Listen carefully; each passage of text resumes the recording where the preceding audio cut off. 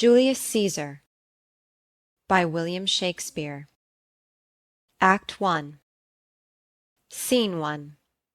Rome, a street. Enter Flavius, Marullus, and certain commoners. Hence! Home, you idle creatures, get you home. Is this a holiday? What? Know you not, being mechanical, you ought not walk upon a labouring day without the sign of your profession? Speak, what trade art thou? Why, sir, a carpenter. Where is thy leather apron and thy rule? What dost thou with thy best apparel on? You, sir, what trade are you? Truly, sir, in respect of a fine workman, I am but, as he would say, a cobbler.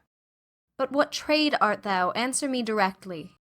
A trade, sir, that I hope I may use with a safe conscience, which is indeed, sir, a mender of bad souls.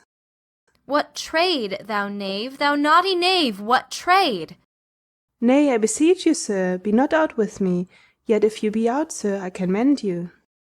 What mean'st thou by that? Mend me, thou saucy fellow? Why, sir, cobble you.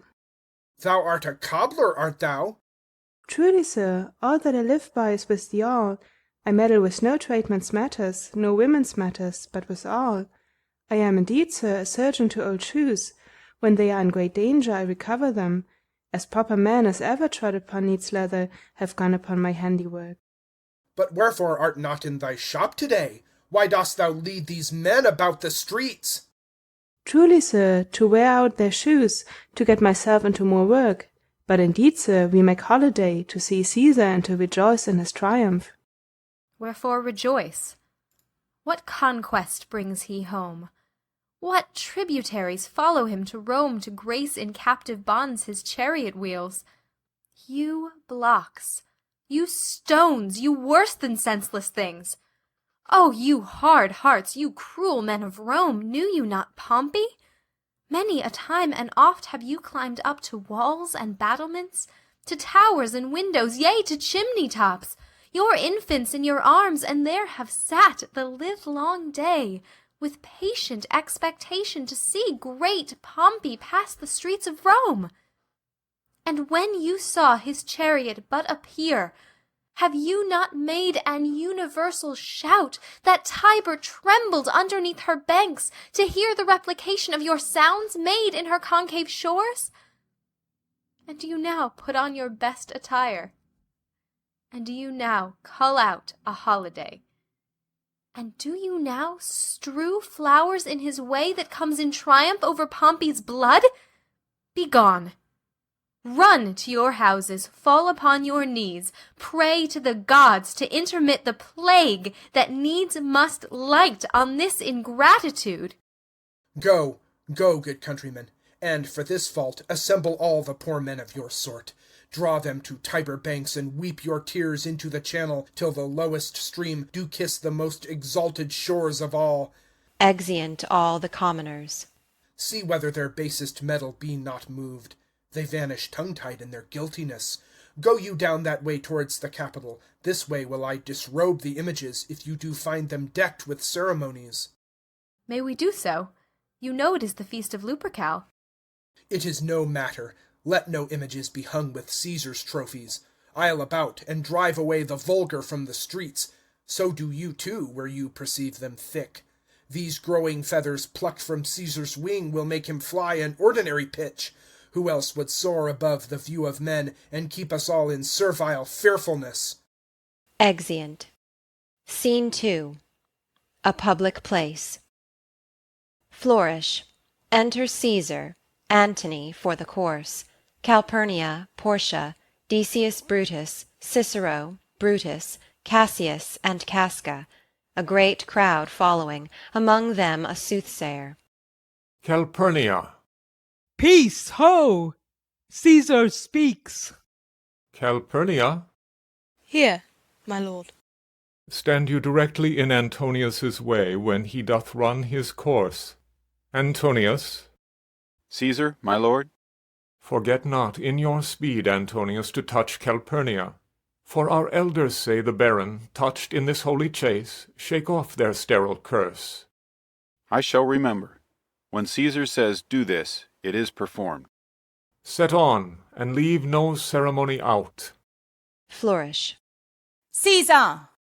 Ha! Who calls? Bid every noise be still. Peace yet again. Who is it in the press that calls on me? I hear a tongue shriller than all the music cry, Caesar! Speak, Caesar is turned to hear. Beware the Ides of March! What man is that? A soothsayer bids you beware the Ides of March. Set him before me, let me see his face. Fellow, come from the throng. Look upon Caesar. What sayest thou to me now? Speak once again. Beware the Ides of March. He is a dreamer, let us leave him. Pass. Senate. Exeunt all except Brutus and Cassius. Will you go see the order of the course? Not I. I pray you do. I am not gamesome. I do lack some part of that quick spirit that is in Antony. Let me not hinder, Cassius, your desires. I'll leave you. Brutus, I do observe you now of late. I have not from your eyes that gentleness and show of love as I was wont to have. You bear too stubborn and too strange a hand over your friend that loves you. Cassius, be not deceived. If I have veiled my look, I turned the trouble of my countenance merely upon myself. Vexed I am of late with passions of some difference, conceptions only proper to myself, which give some soil perhaps to my behaviours. But let not therefore my good friends be grieved, among which number, Cassius, be you one, nor construe any further my neglect than that poor Brutus, with himself at war, forgets the shows of love to other men. Then, Brutus, I have much mistook your passion, by means whereof this breast of mine hath buried thoughts of great value, worthy cogitations. Tell me, good Brutus, can you see your face? No, Cassius, for the eye sees not itself, but by reflection, by some other things.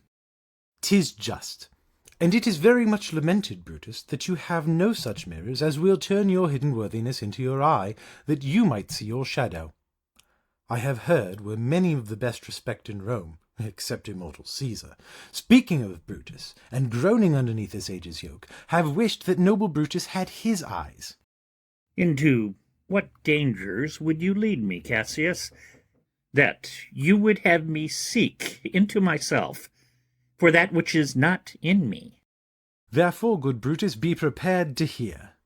And, since you know you cannot see yourself so well as by reflection, I, your glass, will modestly discover to yourself that of yourself which you yet know not of. And be not jealous on me, gentle Brutus. Were I a common laugher, or did use to stale with ordinary oaths my love to every new protester, if you know that I do fawn on men and hug them hard, and after scandal them, or if you know that I profess myself in banqueting to all the rout, then hold me dangerous. Flourish and shout. What mean this shouting? I do fear the people choose Caesar for their king. I do you fear it? Then must I think you would not have it so. I would not, Cassius, yet I love him well. But wherefore do you hold me here so long? What is it that you would impart to me?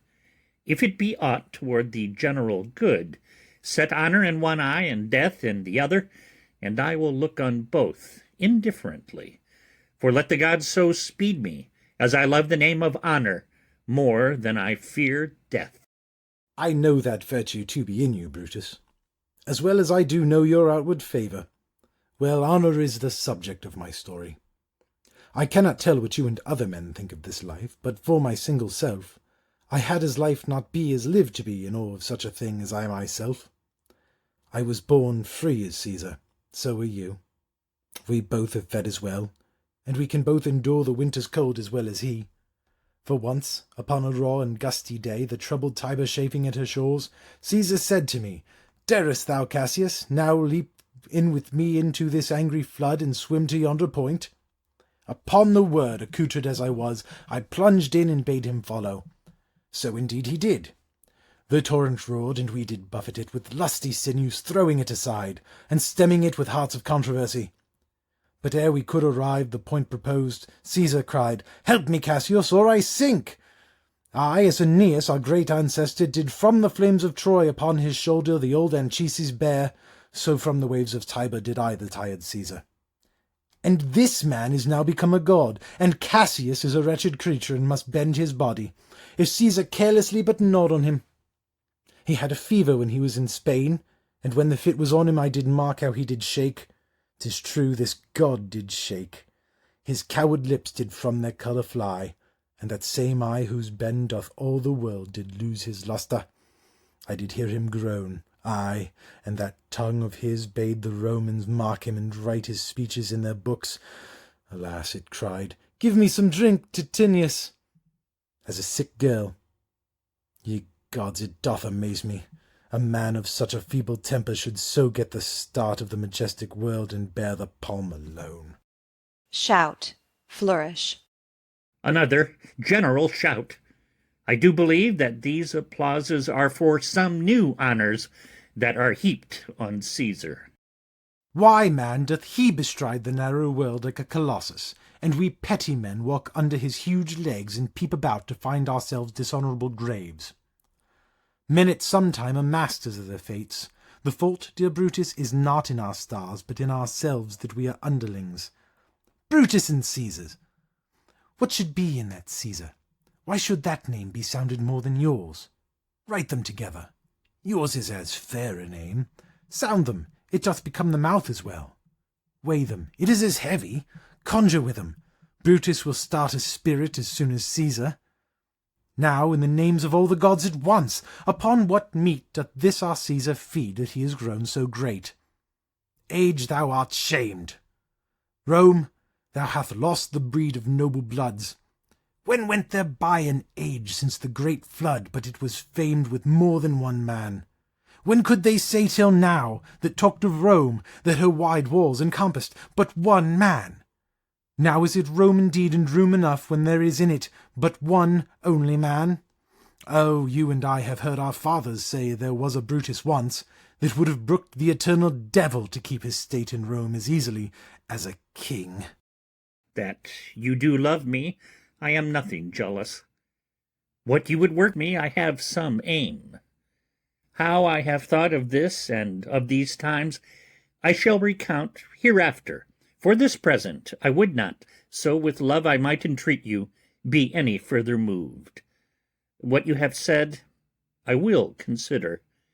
What you have to say, I will with patience hear, and find a time both meet to hear and answer such high things.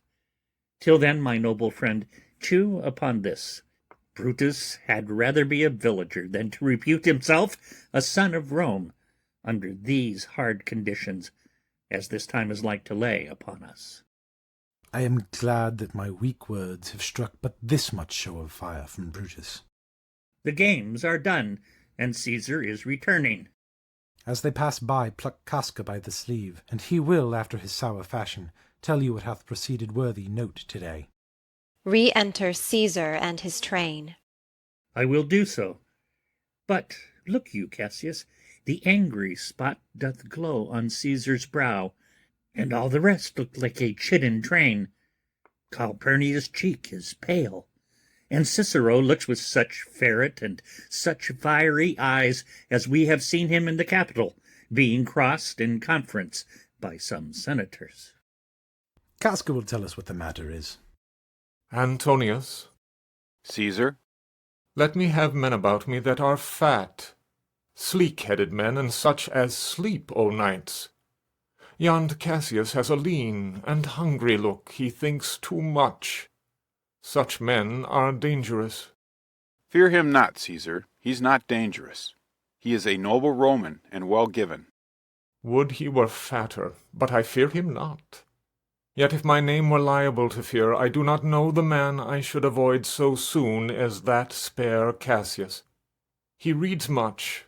He is a great observer, and he looks quite through the deeds of men. He loves no plays, as thou dost, Antony. He hears no music, seldom he smiles, and smiles in such a sort as if he mocked himself and scorned his spirit that could be moved to smile at anything. Such men as he be never at heart's ease, whiles they behold a greater than themselves, and therefore are they very dangerous. I rather tell thee what is to be feared than what I fear, for always I am Caesar. Come on my right hand, for this ear is deaf, and tell me truly what thou thinkst of him. Senate. Exeunt Caesar and all his train, but Casca. You pulled me by the cloak. Would you speak with me? Ay, Casca, tell us what hath chanced today, that Caesar looks so sad. Why, you were with him, were you not? I should not then ask Casca what had chanced. Why, there was a crown offered him, and being offered him, he put it by with the back of his hand, thus. And then the people fell a-shouting. What was the second noise for? Why, for that too. They shouted thrice. What was the last cry for? Why, for that too. Was the crown offered him thrice? Ay, marry, wast, and he put it by thrice. Every time gentler than other, and at every putting by mine honest neighbours shouted. Who offered him the crown? Why, Antony. Tell us the manner of it, gentle Casca. I can as well be hanged as tell the manner of it. It was mere foolery, I did not mark it. I saw Mark Antony offer him a crown. Yet 'twas not a crown, neither, 'twas one of these coronets. And, as I told you, he put it by once. But, for all that, to my thinking he would fain have had it. Then he offered it to him again. Then he put it by again. But, to my thinking, he was very loath to lay his fingers off it. And then he offered it the third time. He put it the third time by. And still as he refused it, the rabblement hooted and clapped their chapped hands, and threw up their sweaty nightcaps, and uttered such a deal of stinking breath because Caesar refused the crown, that it had almost choked Caesar, for he swooned and fell down at it. And for mine own part I durst not laugh, for fear of opening my lips and receiving the bad air. But soft, I pray you, what? Did Caesar swoon? He fell down in the marketplace, and foamed at mouth, and was speechless. 'Tis very like he hath the falling sickness. No, Caesar hath it not, but you and I, and honest Casca, we have the falling sickness. I know not what you mean by that, but I am sure Caesar fell down. If the tag-rag people did not clap him and hiss him according as he pleased and displeased them, as they used to do the players in the theatre, I am no true man. What said he when he came unto himself? Marry, before he fell down, when he perceived the common herd was glad he refused the crown, he plucked me ope his doublet, and offered them his throat to cut. And I had been a man of any occupation, if I would not have taken him at a word, I would I might go to hell among the rogues. And so he fell. When he came to himself again, he said, if he had done or said anything amiss, he desired their worships to think it was his infirmity. 3 or 4 wenches, where I stood, cried, Alas, good soul! And forgave him with all their hearts. But there's no heed to be taken of them. If Caesar had stabbed their mothers, they would have done no less. And after that he came, thus sad, away. Aye. Did Cicero say anything? Aye, he spoke Greek. To what effect? Nay, and I tell you that, I'll ne'er look you in the face again. But those that understood him smiled at one another and shook their heads. But for mine own part it was Greek to me. I could tell you more news, too. Marullus and Flavius, for pulling scarfs off Caesar's images, are put to silence. Fare you well. There was more foolery yet, if I could remember it. Will you sup with me tonight, Casca? No, I'm promised forth. Will you dine with me tomorrow? Ay, if I be alive, and your mind hold, and your dinner worth the eating. Good. I will expect you. Do so. Farewell, both. Exit. What a blunt fellow is this grown to be! He was quick metal when he went to school. So is he now in execution of any bold and noble enterprise. However, he puts on this tardy form. This rudeness is a sauce to his good wit, which gives men's stomach to digest his words with better appetite. And so it is. For this time I will leave you. Tomorrow, if you please to speak with me, I will come home to you. Or, if you will, come home to me, and I will wait for you. I will do so. Till then, think of the world. Exit Brutus. Well, Brutus, thou art noble. Yet I see thy honourable metal may be wrought from that it is disposed. Therefore it is meet that noble minds keep ever with their likes. For who so firm that cannot be seduced? Caesar doth bear me hard, but he loves Brutus. If I were Brutus now, and he were Cassius, he should not humour me. I will this night in several hands in at his windows throw, as if they came from several citizens, writings all tending to the great opinion that Rome holds of his name, wherein obscurely Caesar's ambition shall be glanced at. And after this, let Caesar seat him sure, for we will shake him, or worse days endure. Exeunt. Scene 3. The same. A street. Thunder and lightning. Enter from opposite sides Casca with his sword drawn, and Cicero. Good even, Casca. Brought you Caesar home? Why are you breathless? And why stare you so? Are you not moved when all the sway of earth shakes like a thing unfirm? Oh, Cicero, I have seen tempests, when the scolding winds have rived the knotty oaks, and I have seen the ambitious ocean swell and rage and foam, to be exalted with the threatening clouds, but never till tonight, never till now did I go through a tempest dropping fire. Either there is a civil strife in heaven, or else the world, too saucy with the gods, incenses them to send destruction. Why, saw you anything more wonderful? A common slave, you know him well by sight, held up his left hand, which did flame and burn like 20 torches joined, and yet his hand, not sensible of fire, remained unscorched. Besides, I have not since put up my sword. Against the Capitol I met a lion, who glared upon me and went surly by without annoying me. And there were drawn upon a heap 100 ghastly women, transformed with their fear, who swore they saw men all in fire walk up and down the streets. And yesterday the bird of night did sit, even at noonday, upon the market-place, hooting and shrieking. When these prodigies do so conjointly meet, let not men say, these are their reasons, they are natural. For I believe they are portentous things unto the climate that they point upon. Indeed, it is a strange disposed time. But men may construe things after their fashion, clean from the purpose of the things themselves. Come Caesar to the Capitol tomorrow? He doth, for he did bid Antonius send word to you he would be there tomorrow. Good night then, Casca. This disturbed sky is not to walk in. Farewell, Cicero. Exit Cicero. Enter Cassius. Who is there? A Roman. Casca, by your voice. Your ear is good. Cassius, what night is this?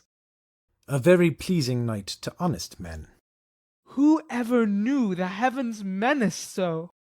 Those that have known the earth so full of faults. For my part, I have walked about the streets, submitting me unto the perilous night, and, thus unbraced, Casca, as you see, have bared my bosom to the thunderstone.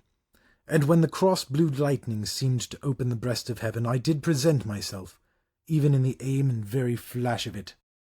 But wherefore did you so much tempt the heavens? It is the part of men to fear and tremble when the most mighty gods by token send such dreadful heralds to astonish us.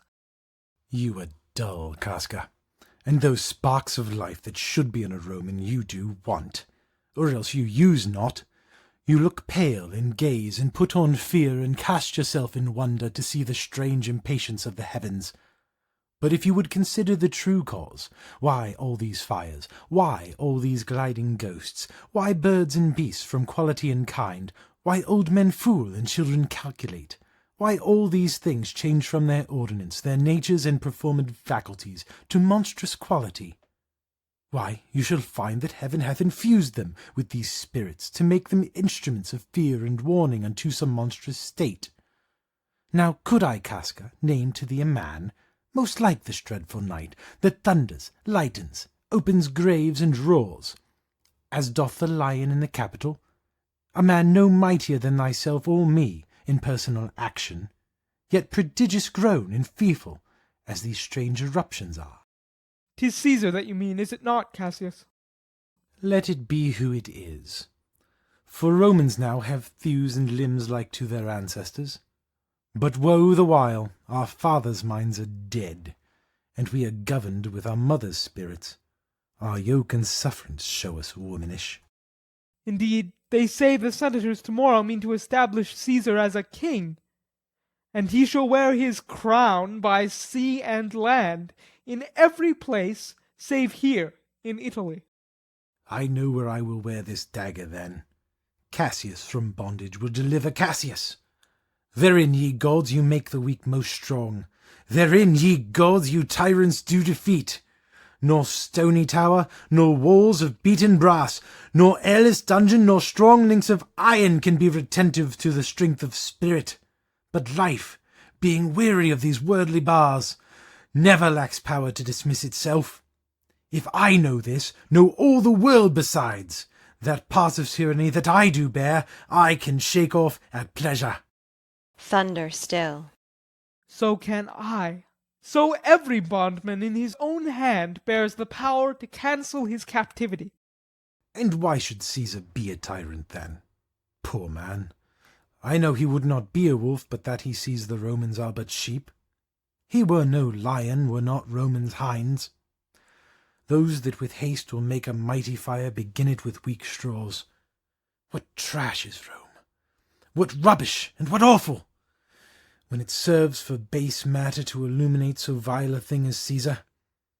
But, O grief, where hast thou led me? I perhaps speak this before a willing bondman. Then I know my answer must be made. But I am armed, and dangers are to me indifferent. You speak to Casca, and to such a man that is no fleering tell-tale. Hold, my hand. Be factious for redress of all these griefs, and I will set this foot of mine as far as who goes farthest. There's a bargain made. Now know you, Casca, I have moved already some certain of the noblest-minded Romans to undergo with me an enterprise of honourable dangerous consequence, and I do know by this they stay for me in Pompey's porch. For now, this fearful night, there is no stir or walking in the streets, and the complexion of the element in favours like the work we have in hand, most bloody, fiery, and most terrible. Stand close a while, for here comes one in haste. 'Tis Cinna. I do know him by his gait. He is a friend. Enter Cinna. Cinna, where haste you so? To find out you. Who's that? Metellus symbol? No, it is Casca. One incorporate to our attempts. Am I not stayed for, Cinna? I am glad on it. What a fearful night is this. There's 2 or 3 of us have seen strange sights. Am I not stayed for? Tell me. Yes, you are. O Cassius, if you could but win the noble Brutus to our party. Be you content. Good Cinna, take this paper, and look you lay it in the praetor's chair where Brutus may but find it, and throw this in at his window. Set this up with wax upon old Brutus's statue. All this done, repair to Pompey's porch, where you shall find us. Is Decius Brutus and Trebonius there? All but Metellus Symbol, and he's gone to seek you at your house. Well, I will hie, and so bestow these papers as you bade me. That done, repair to Pompey's theatre. Exit Cinna. Come, Casca, you and I will yet ere day see Brutus is his house. 3 parts of him is ours already, and the man entire, upon the next encounter, yields him ours. Oh, he sits high in all the people's hearts, and that which would appear offence in us, his countenance, like richest alchemy, will change to virtue and to worthiness.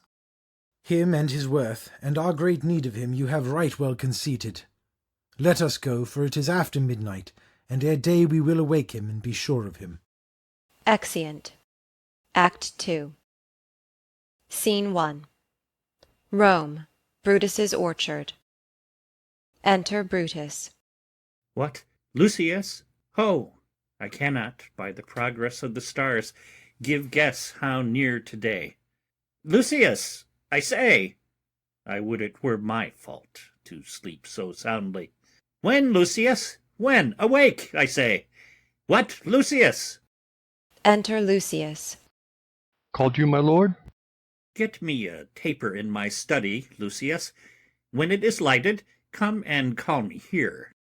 I will, my lord. Exit. It must be by his death. And for my part, I know no personal cause to spurn at him, but for the general. He would be crowned. How that might change his nature, there's the question. It is the bright day that brings forth the adder, and that craves wary walking. Crown him, that, and then I grant we put a sting in him, that at his will he may do danger with. The abuse of greatness is when it disjoins remorse from power, and to speak truth of Caesar, I have not known when his affection swayed more than his reason. But 'tis a common proof that lowliness is young ambition's ladder, whereto the climber upward turns his face, but when he once attains the upmost round, he then unto the ladder turns his back, looks in the clouds, scorning the base degrees by which he did ascend. So Caesar may.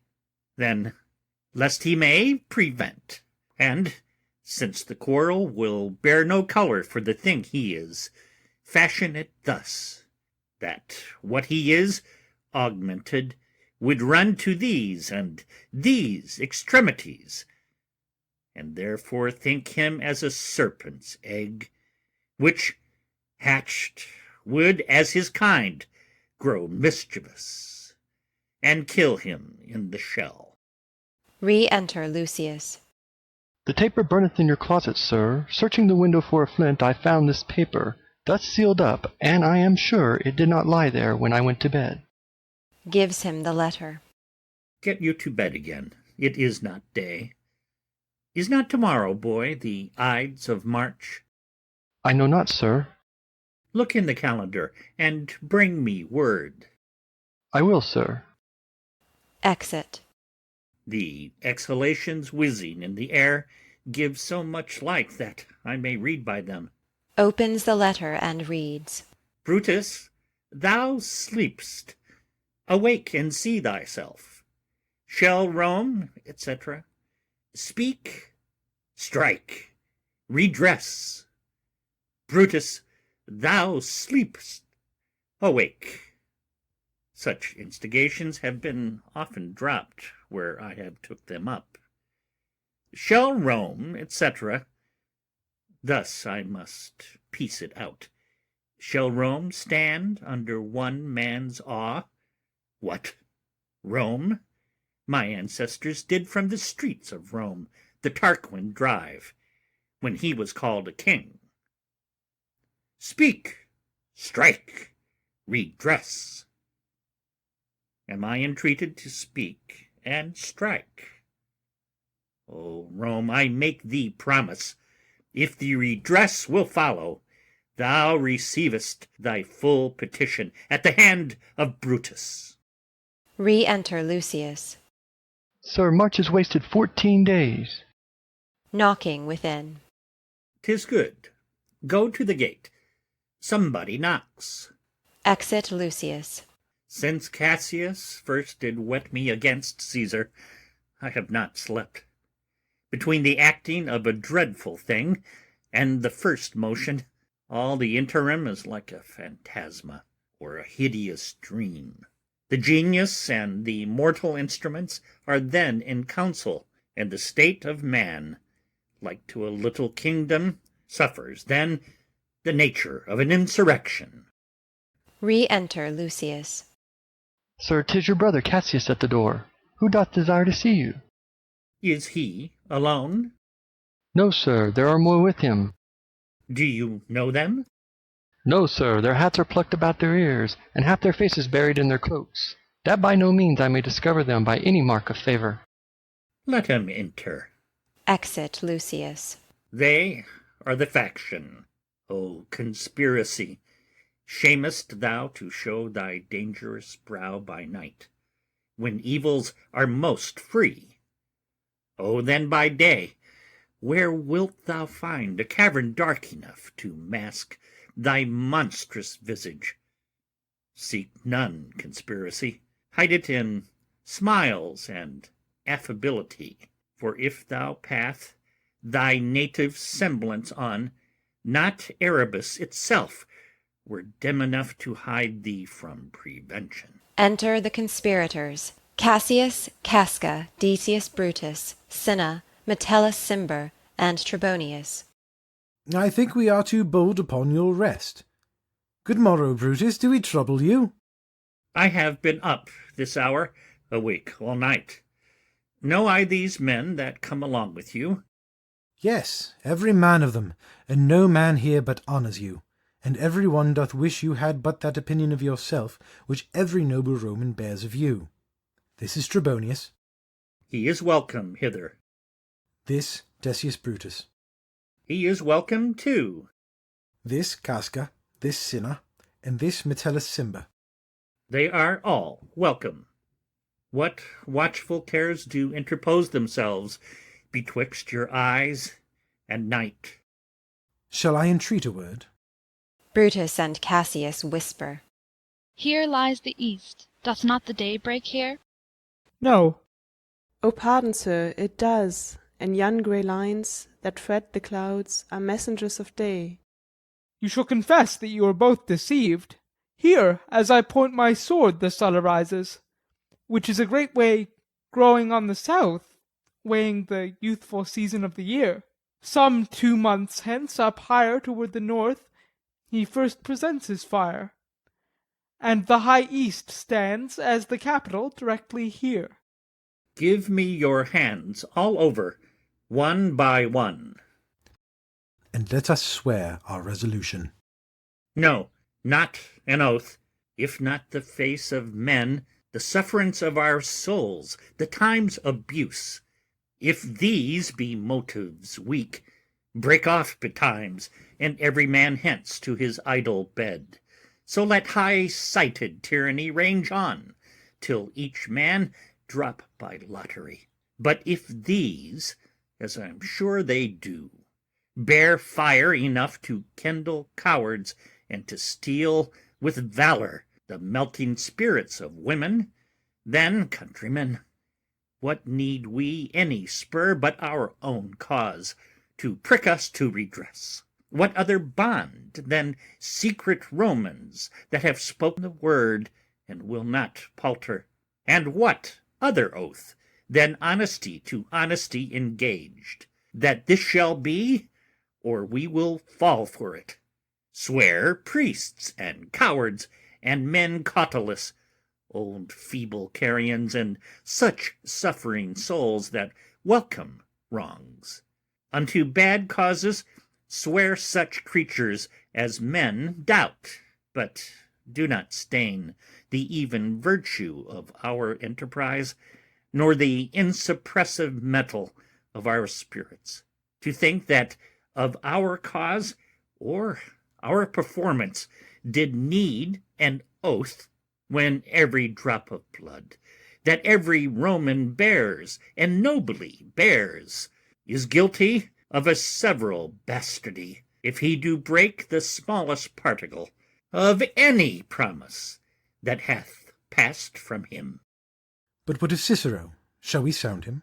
I think he will stand very strong with us. Let us not leave him out. No, by no means. Oh, let us have him, for his silver hairs will purchase us a good opinion, and by men's voices to command our deeds. It shall be said, his judgment ruled our hands. Our youths and wildness shall no whit appear, but all be buried in his gravity. Oh, name him not. Let us not break with him, for he will never follow anything that other men begin. Then leave him out. Indeed, he is not fit. Shall no man else be touched but only Caesar? Decius, well urged. I think it is not meet. Mark Antony, so ill beloved of Caesar, should outlive Caesar. We shall find of him a shrewd contriver, and you know his means, if he improve them, may well stretch so far as to annoy us all. Which to prevent, let Antony and Caesar fall together.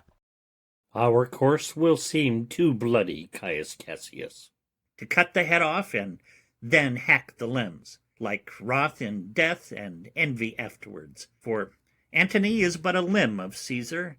Let us be sacrificers, but not butchers, Caius. We all stand up against the spirit of Caesar, and in the spirit of men there is no blood.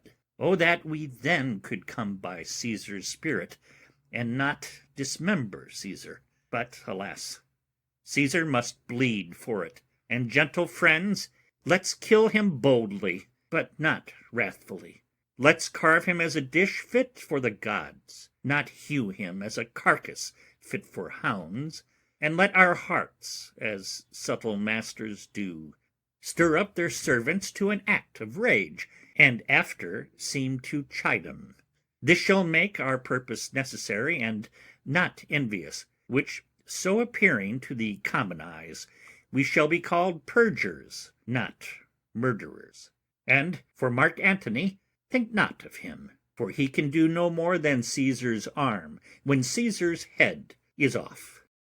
Yet I fear him, for in the engrafted love he bears to Caesar.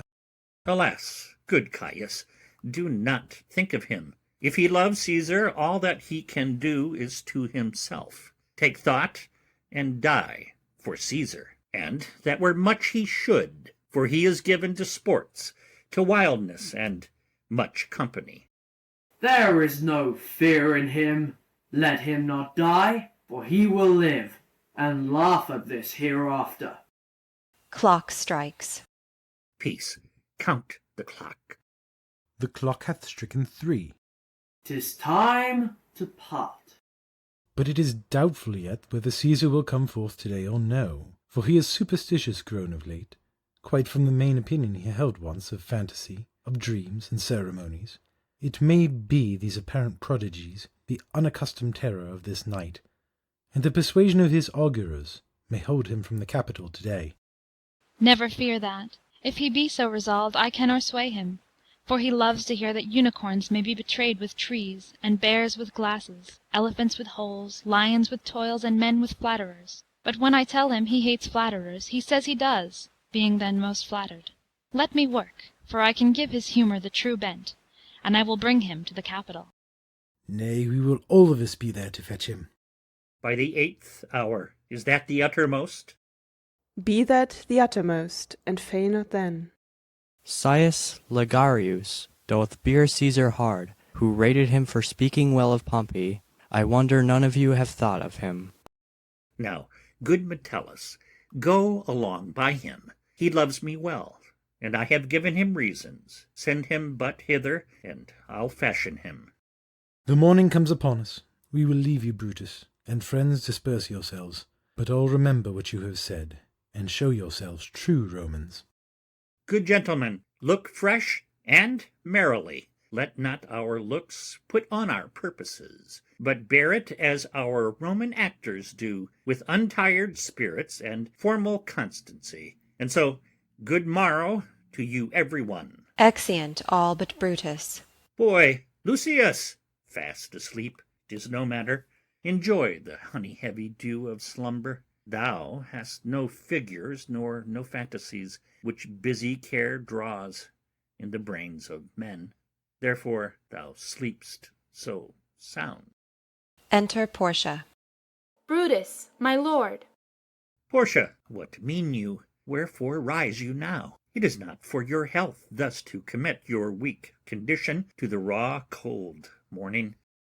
Nor for yours neither. You've ungently, Brutus, stole from my bed, and yesternight at supper you suddenly arose and walked about, musing and sighing, with your arms across, and when I asked you what the matter was, you stared upon me with ungentle looks. I urged you further, then you scratched your head, and too impatiently stamped with your foot. Yet I insisted, yet you answered not, but with an angry wafture of your hand gave sign for me to leave you.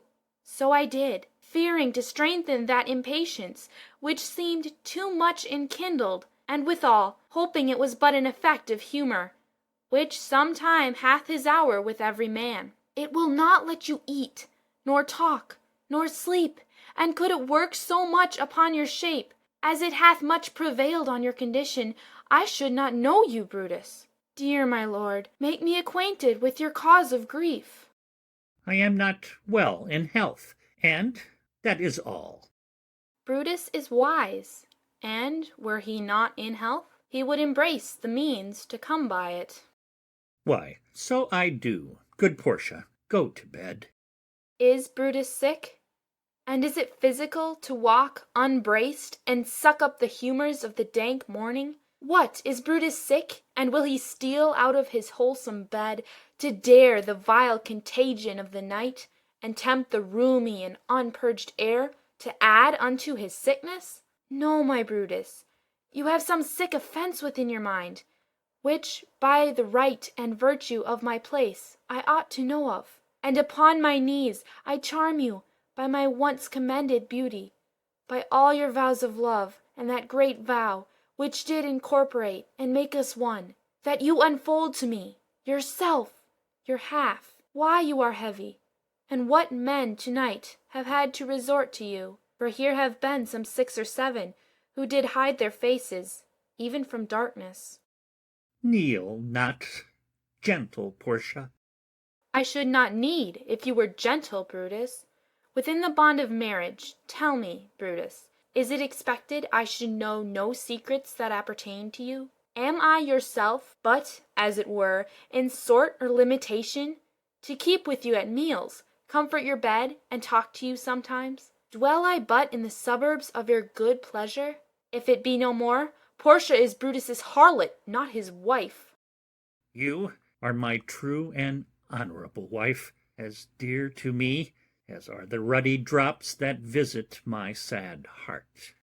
If this were true, then should I know this secret. I grant I am a woman, but withal a woman that Lord Brutus took to wife. I grant I am a woman, but withal a woman well reputed, Cato's daughter. Think you I am no stronger than my sex, being so fathered and so husbanded? Tell me your counsels, I will not disclose them. I have made strong proof of my constancy, giving myself a voluntary wound, here in the thigh. Can I bear that with patience, and not my husband's secrets? Oh, ye gods, render me worthy of this noble wife. Knocking within. Hark, hark, one knocks. Portia, go in a while, and by thy bosom shall partake the secrets of my heart. All my engagements I will construe to thee, all the charactery of my sad brows. Leave me with haste. Exit Portia. Lucius, who's that knocks? Re-enter Lucius with Ligarius. He is a sick man that would speak with you. Caius Ligarius, that Metellus spake of. Boy, stand aside. Caius Ligarius, how? Thought of good morrow from a feeble tongue. Oh, what a time you have chose out, brave Caius, to wear a kerchief. Would you were not sick. I am not sick. If Brutus have in hand any exploit worthy the name of honor. Such an exploit I have in hand, Ligarius, had you a healthful ear to hear of it. By all the gods that Romans bow before, I here discard my sickness. Soul of Rome, brave son, that from honourable loins thou like an exorcist hast conjured up my mortified spirit. Now bid me run, and I'll strive at things impossible, yet get the better of them. What is to do? A piece of work that will make sick men whole. But are not some whole that we must make sick? That must be also. What it is, my Caius, I shall unfold to thee, as we are going, to whom it must be done. Set on your foot, and with a heart new fired I follow you. To do I know not what, but it sufficeth that Brutus leads me on. Follow me, then. Exeunt. Scene 2. Caesar's house. Thunder and lightning. Enter Caesar in his nightgown. Nor heaven nor earth have been at peace tonight. Thrice hath Calpurnia in her sleep cried out, Help, ho! They murder Caesar. Who's within? Enter a servant. My lord.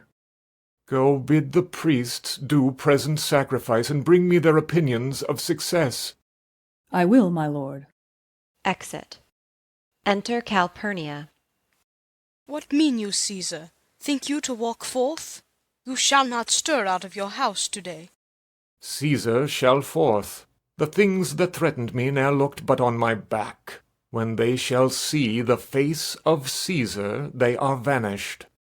Caesar, I never stood on ceremonies, yet now they fright me. There is one within, besides the things that we have heard and seen, recounts most horrid sights seen by the watch. A lioness hath whelped in the streets, and graves have yawned and yielded up their dead. Fierce fiery warriors fought upon the clouds in ranks and squadrons, and right form of war, which drizzled blood upon the Capitol. The noise of battle hurtled in the air, horses did neigh, and dying men did groan, and ghosts did shriek, and squeal about the streets. O Caesar, these things are beyond all use, and I do fear them. What can be avoided whose end is purposed by the mighty gods? Yet Caesar shall go forth, for these predictions are to the world in general as to Caesar. When beggars die, there are no comets seen. The heavens themselves blaze forth the death of princes. Cowards die many times before their deaths. The valiant never taste of death but once. Of all the wonders that I yet have heard, it seems to me most strange that men should fear, seeing that death, a necessary end, will come when it will come. Re-enter servant. What say the augurers? They would not have you stir forth today. Plucking the entrails of an offering forth, they could not find a heart within the beast. The gods do this in shame of cowardice. Caesar should be a beast without a heart if he should stay at home today for fear. No, Caesar shall not. Danger knows full well that Caesar is more dangerous than he. We are two lions littered in one day, and I the elder and more terrible. And Caesar shall go forth. Alas, my lord, your wisdom is consumed in confidence. Do not go forth today. Call it my fear that keeps you in the house, and not your own. We'll send Mark Antony to the Senate house, and he shall say you are not well today. Let me upon my knee prevail in this. Mark Antony shall say I am not well, and for thy humour I will stay at home. Enter Decius Brutus. Here's Decius Brutus. He shall tell them so. Caesar, all hail, good morrow, worthy Caesar.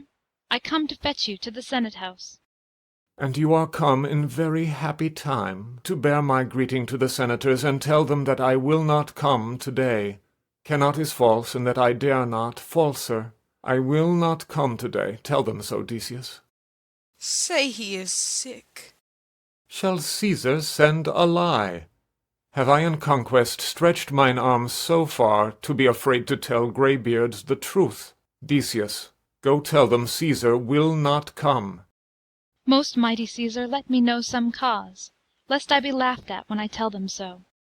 The cause is in my will. I will not come. That is enough to satisfy the Senate. But for your private satisfaction, because I love you, I will let you know. Calpurnia here, my wife, stays me at home. She dreamt tonight she saw my statue, which, like a fountain with 100 spouts, did run pure blood. And many lusty Romans came smiling, and did bathe their hands in it. And these does she apply for warnings, and portents, and evils imminent, and on her knee hath begged that I will stay at home to-day. This dream is all amiss interpreted. It was a vision fair and fortunate. Your statue spouting blood in many pipes, in which so many smiling Romans bathed, signifies that from you great Rome shall suck reviving blood, and that great men shall press for tinctures, stains, relics, and cognizance. This by Calpurnia's dream is signified. And this way have you well expounded it. I have, when you have heard what I can say, and know it now. The Senate have concluded to give this day a crown to mighty Caesar. If you shall send them word you will not come, their minds may change. Besides, it were a mock apt to be rendered, for some one to say, break up the Senate till another time, when Caesar's wife shall meet with better dreams. If Caesar hide himself, shall they not whisper, lo, Caesar is afraid?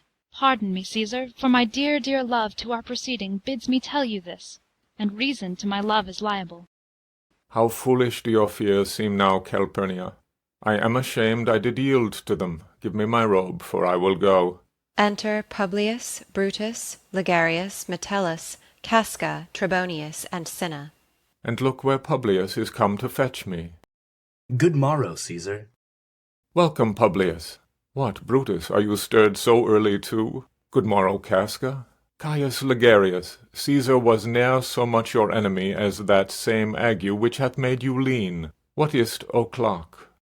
Caesar, 'tis strucken 8. I thank you for your pains and courtesy. Enter Antony.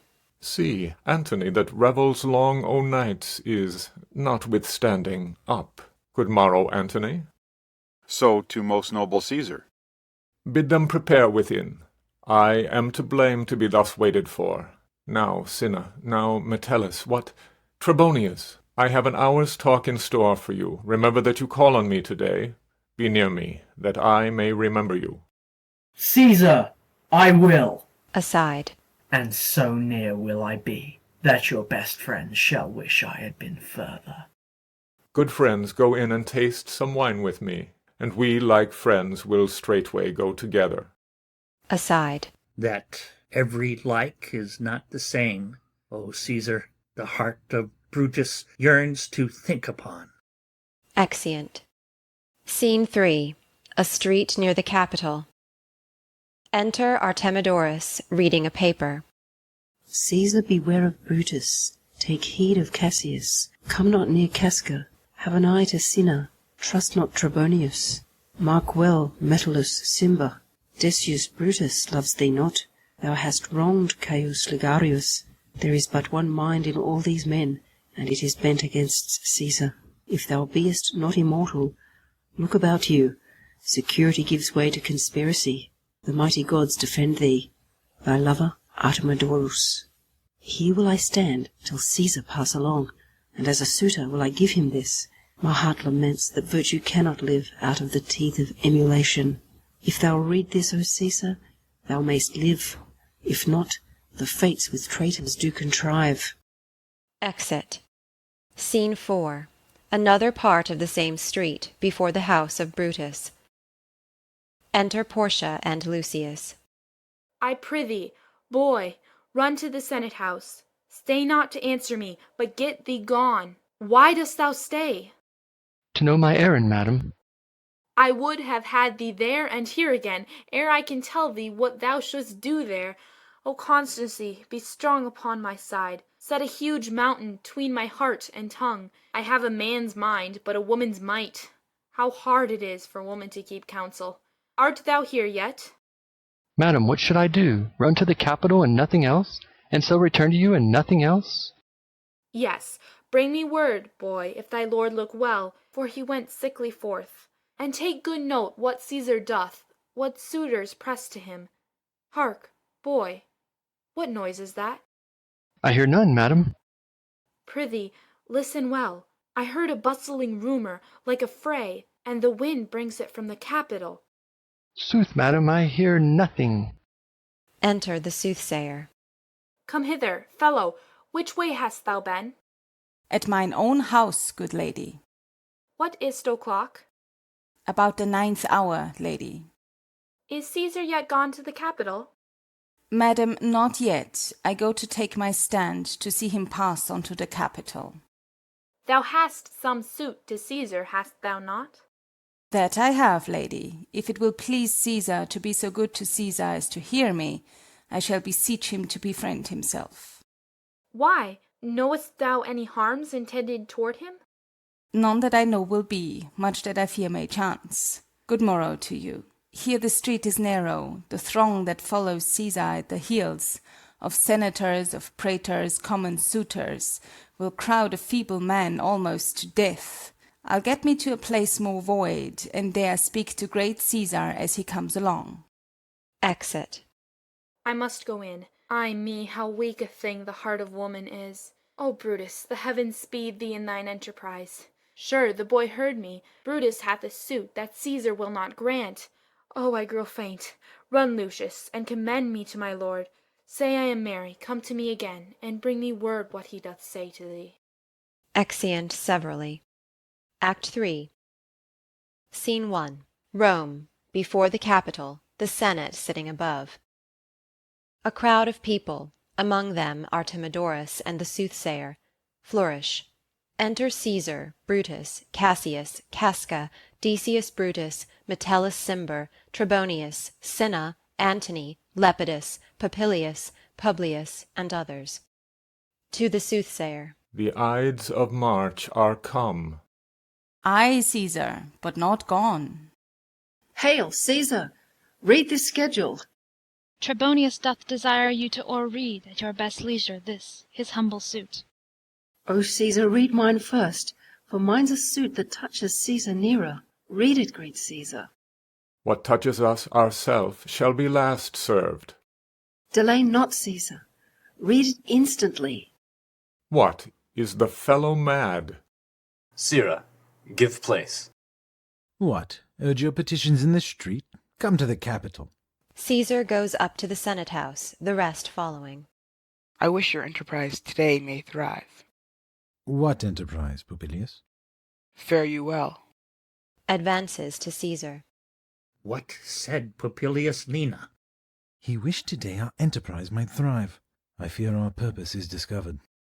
Look how he makes to Caesar. Mark him. Casca, be sudden, for we fear prevention.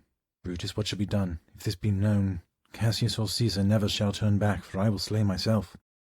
Cassius, be constant. Popilius Lena speaks not of our purposes, for look, he smiles, and Caesar doth not change. Trebonius knows his time, for look you, Brutus. He draws Mark Antony out of the way. Exeunt Antony and Trebonius. Where is Metellus Cimber? Let him go, and presently prefer his suit to Caesar. He is addressed. Press near, and second him. Casca, you are the first that rears your hand. Are we all ready? What is now amiss that Caesar and his senate must redress? Most high, most mighty, and most puissant Caesar, Metellus clamor throws before thy seat, an humble heart. Kneeling. I must prevent thee, Cimber. These couchings and these lowly courtesies might fire the blood of ordinary men, and turn preordinance and first decree into the law of children.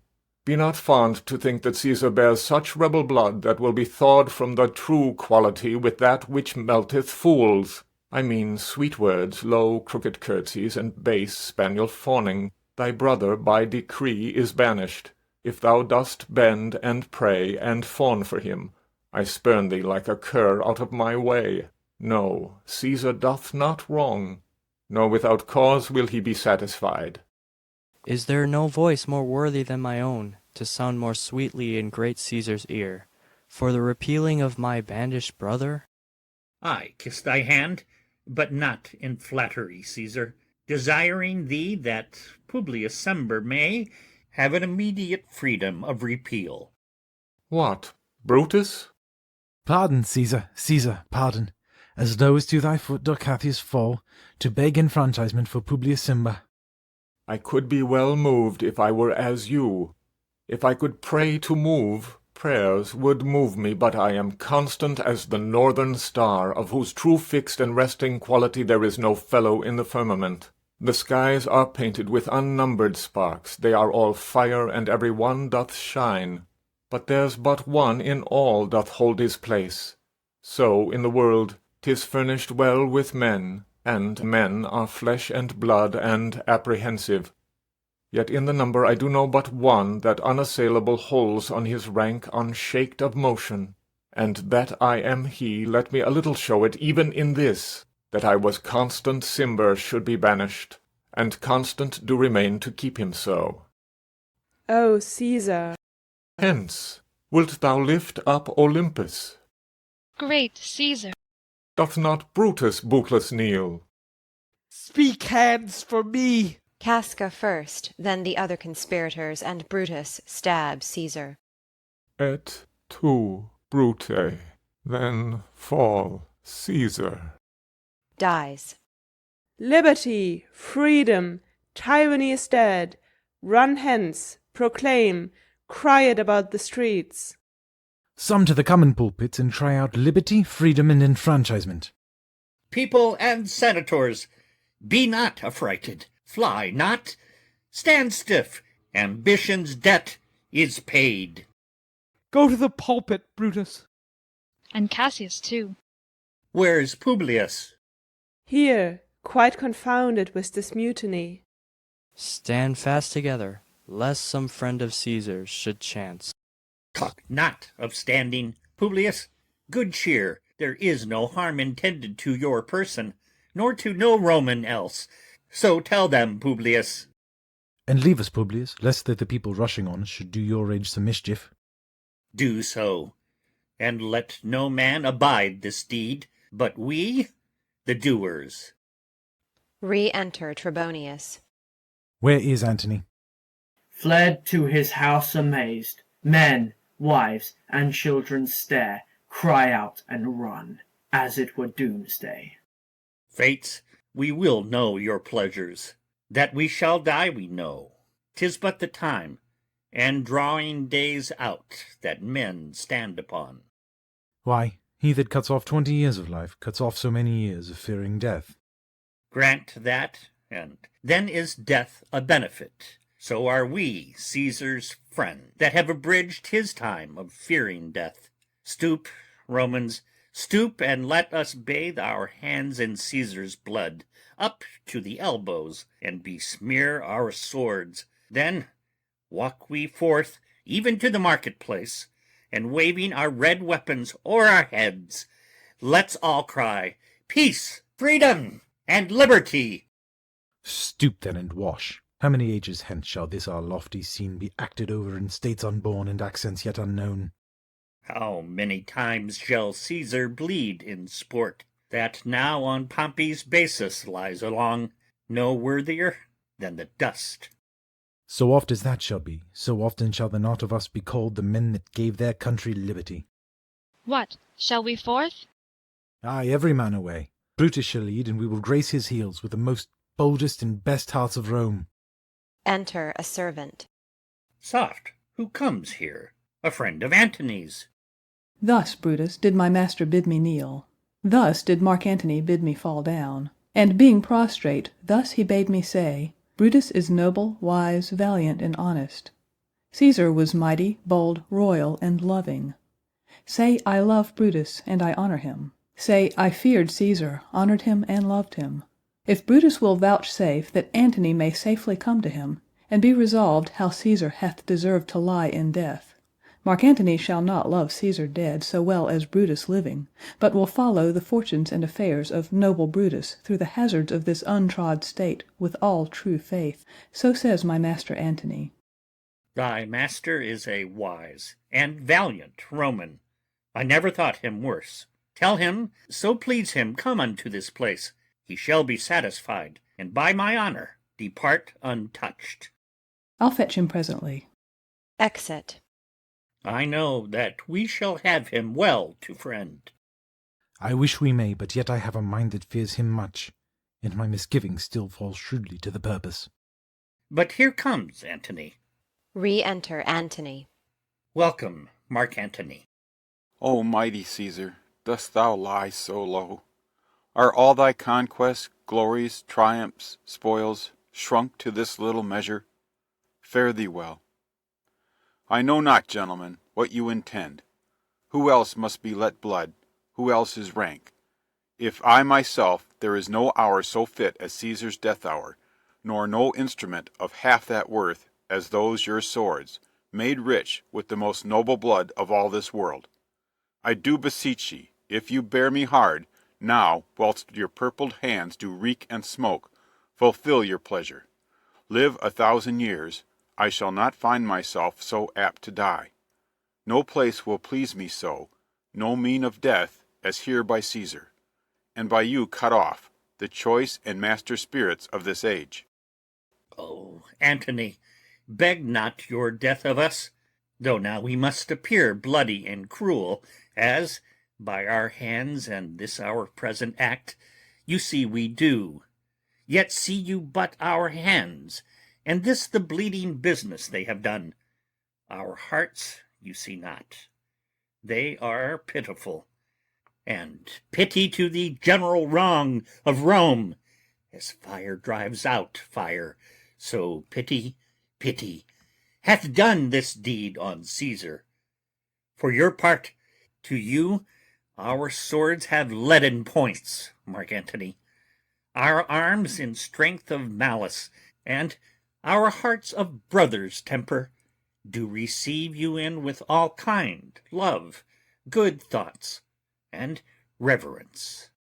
Your voice shall be as strong as any man's in the disposing of new dignities. Only be patient till we have appeased the multitude beside themselves with fear, and then we will deliver you the cause why I, that did love Caesar when I struck him, have thus proceeded. I doubt not of your wisdom.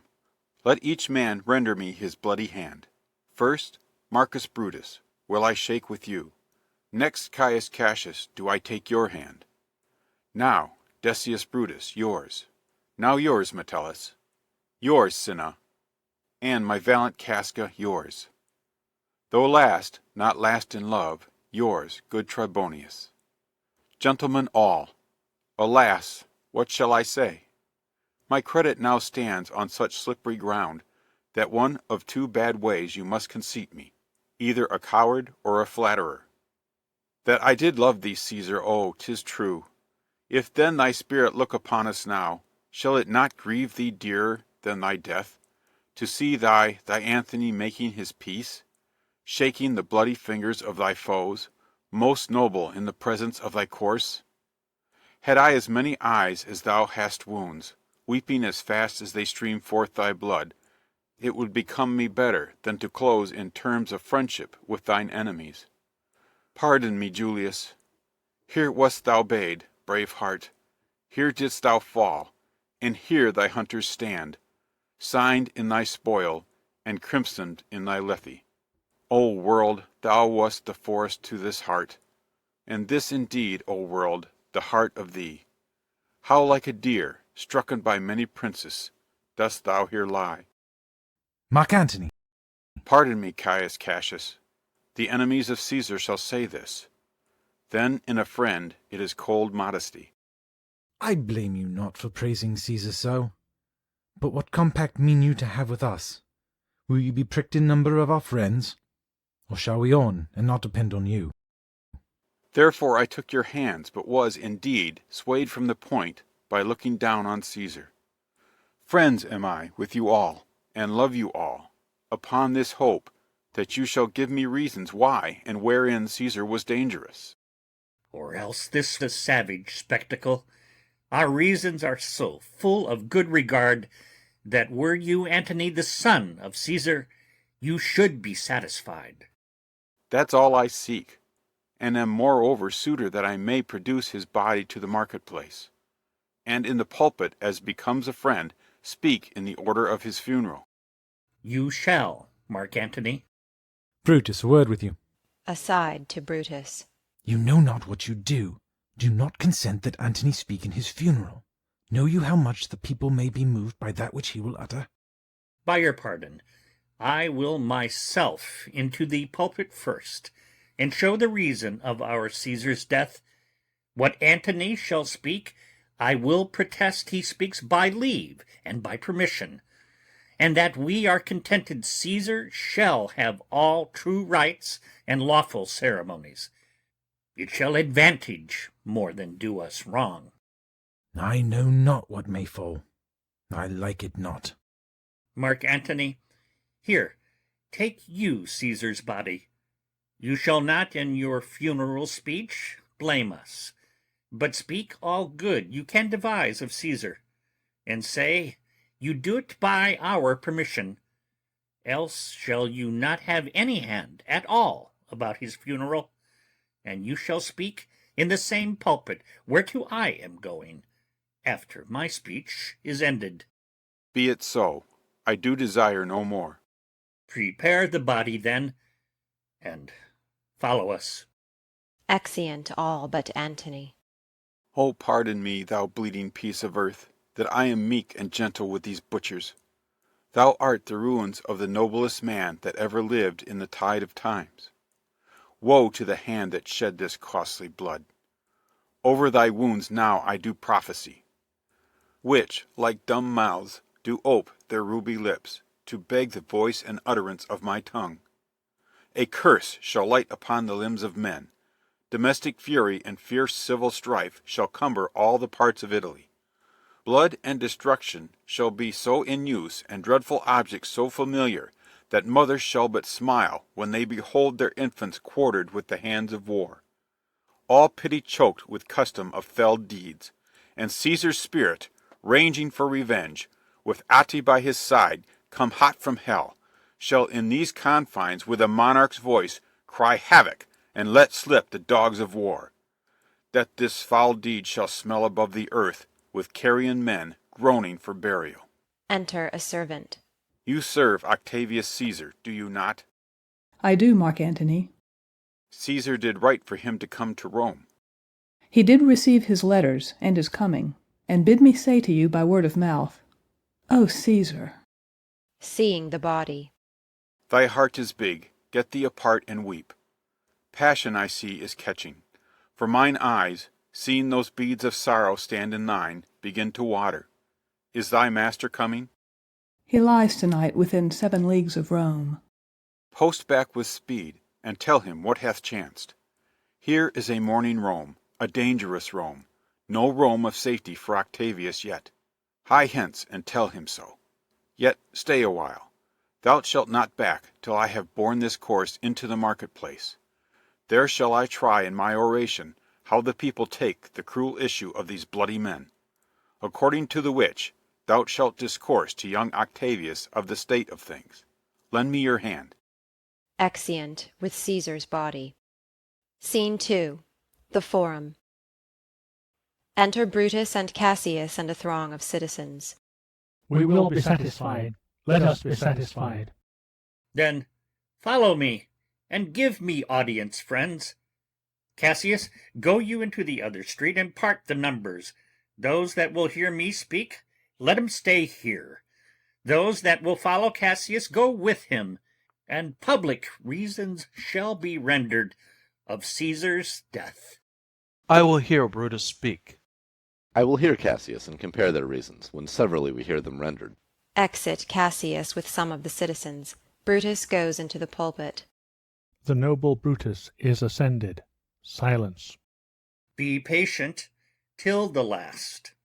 Romans, countrymen, and lovers, hear me for my cause, and be silent that you may hear. Believe me, for mine honour, and have respect to mine honour, that you may believe. Censure me in your wisdom, and awake your senses, that you may the better judge.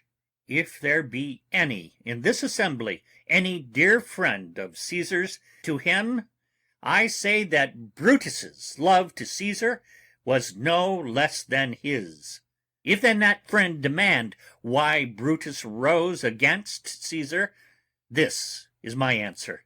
Not that I loved Caesar less, but that I loved Rome more. Had you rather Caesar were living and die all slaves, than that Caesar were dead, to live all free men? As Caesar loved me, I weep for him. As he was fortunate, I rejoice at it. As he was valiant, I honor him. But as he was ambitious, I slew him.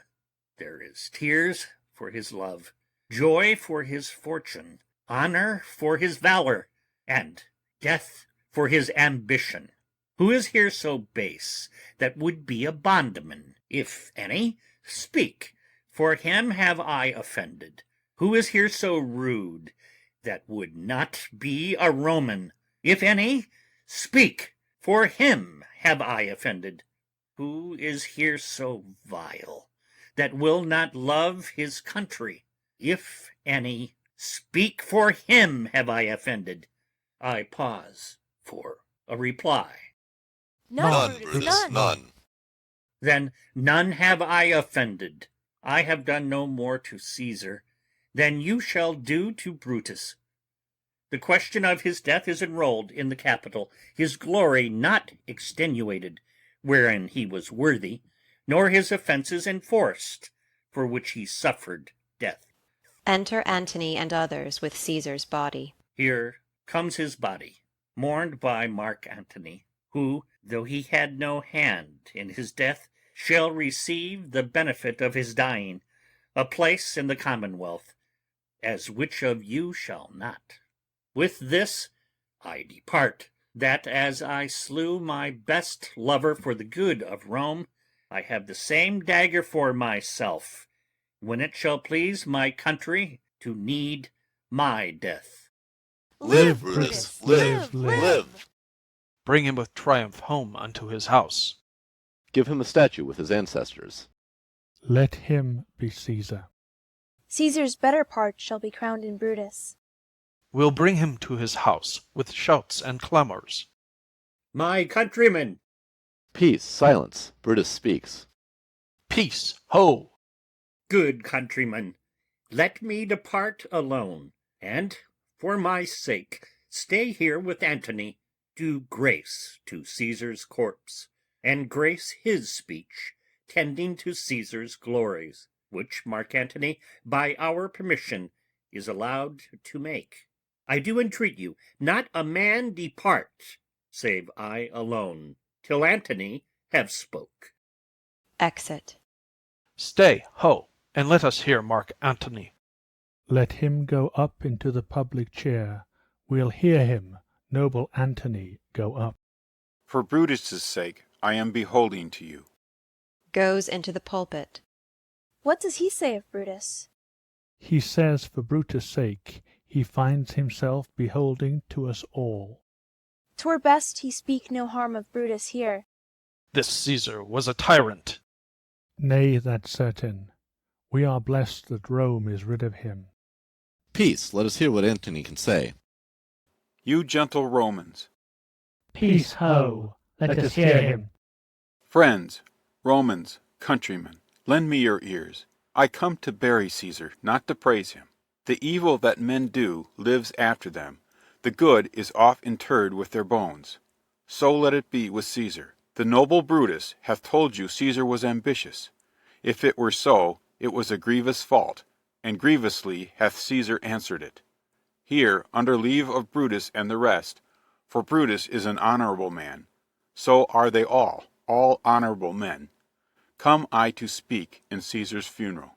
He was my friend, faithful and just to me, but Brutus says he was ambitious, and Brutus is an honorable man. He hath brought many captives home to Rome, whose ransoms did the general coffers fill. Did this in Caesar seem ambitious? When that the poor have cried, Caesar hath wept. Ambition should be made of sterner stuff. Yet Brutus says he was ambitious, and Brutus is an honorable man. You all did see that on the Lupercal I thrice presented him a kingly crown, which he did thrice refuse. Was this ambition? Yet Brutus says he was ambitious. And sure, he is an honorable man. I speak not to disprove what Brutus spoke, but here I am to speak what I do know. You all did love him once, not without cause. What cause withholds you, then, to mourn for him? O judgment, thou art fled to brutish beasts, and men have lost their reason. Bear with me. My heart is in the coffin there with Caesar, and I must pause till it come back to me. Methinks there is much reason in his sayings. If thou consider rightly of the matter, Caesar has had great wrong. Has he, masters? I fear there will a worse come in his place. Marked ye his words? He would not take the crown, therefore 'tis certain he was not ambitious. If it be found so, some will dare abide it. Poor soul, his eyes are as red as fire with weeping. There's not a nobler man in Rome than Antony. Now mark him, he begins again to speak. But yesterday the word of Caesar might have stood against the world.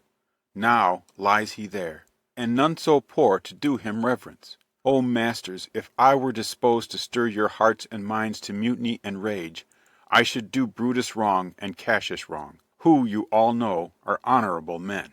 I will not do them wrong. I rather choose to wrong the dead, to wrong myself and you, than I will wrong such honorable men. But here's a parchment with the seal of Caesar. I found it in his closet. 'Tis his will. Let but the commons hear this testament, which, pardon me, I do not mean to read, and they would go and kiss dead Caesar's wounds, and dip their napkins in his sacred blood, yea, beg a hair of him from memory, and dying, mention it within their wills, bequeathing it, as a rich legacy unto their issue. We'll hear the will. Read it, Mark Antony. The will, the will, we will hear Caesar's will. Have patience, gentle friends, I must not read it. It is not meet you know how Caesar loved you.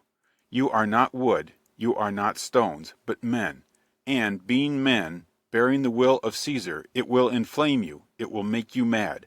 'Tis good you know not that you are his heirs, for if you should, oh, what would come of it? Read the will. We'll hear it, Antony. You shall read us the will, Caesar's will. Will you be patient? Will you stay a while? I have o'ershot myself to tell you of it. I fear I wrong the honorable men whose daggers have stabbed Caesar. I do fear it. They were traitors, honorable men? The will, the testament. They were villains, murderers. The will, read the will.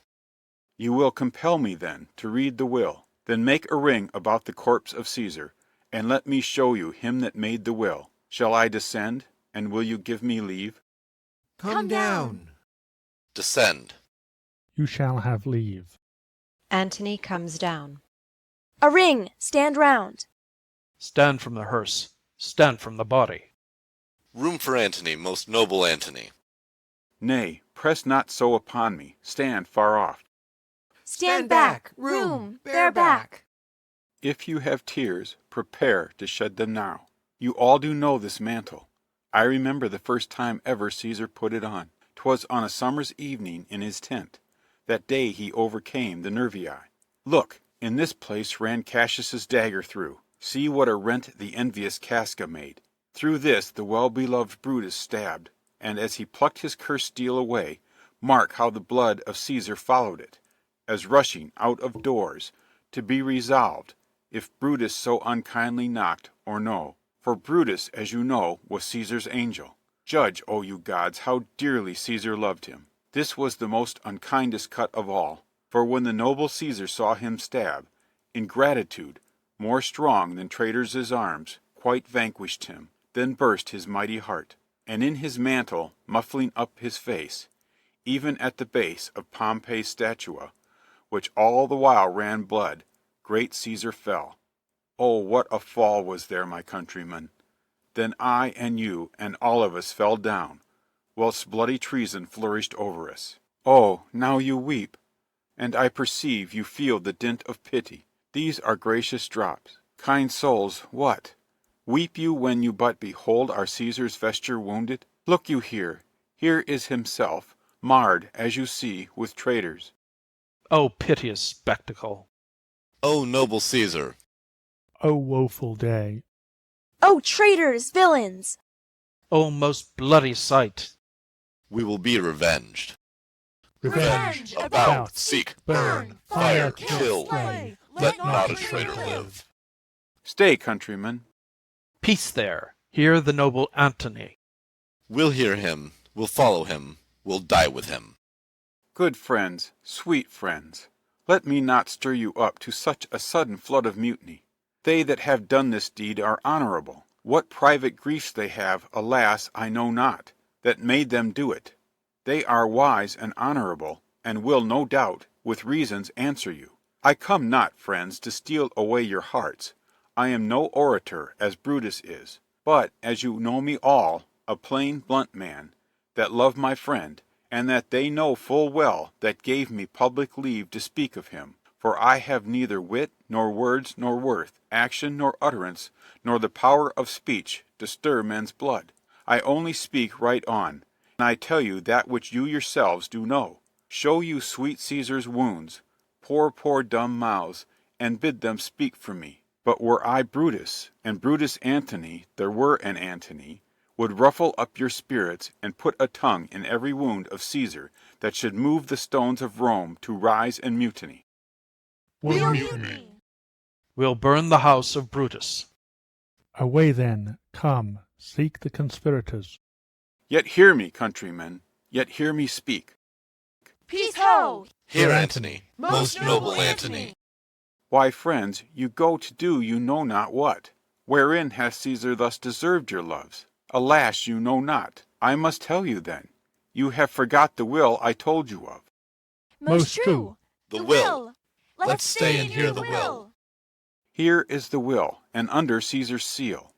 To every Roman citizen he gives, to every several man, 75 drachmas. Most noble Caesar will revenge his death. O royal Caesar. Hear me with patience. Peace ho! Moreover, he hath left you all his walks, his private arbours, and new planted orchards, on this side Tiber. He hath left them you, and to your heirs for ever.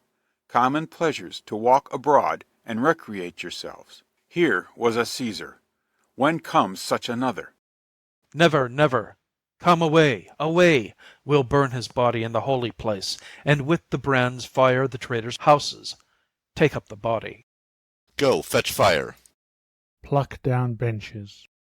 Pluck down forms, windows, anything. Exeunt citizens with the body. Now let it work. Mischief, thou art afoot. Take thou what course thou wilt. Enter a servant. Ho now, fellow. Sir, Octavius is already come to Rome. Where is he? He and Lepidus are at Caesar's house. And thither will I straight to visit him. He comes upon a wish. Fortune is merry, and in this mood will give us anything. I heard him say Brutus and Cassius are rid like madmen through the gates of Rome. Belike they had some notice of the people, how I had moved them. Bring me to Octavius. Exeunt. Scene 3. A street. Enter Cinna the poet. I dreamt tonight that I did feast with Caesar, and things unlucky charge my fantasy. I have no will to wander forth of doors, yet something leads me forth. Enter citizens. What is your name? Whither are you going? Where do you dwell? Are you a married man or a bachelor? Answer every man directly. Aye, and briefly. Aye, and wisely.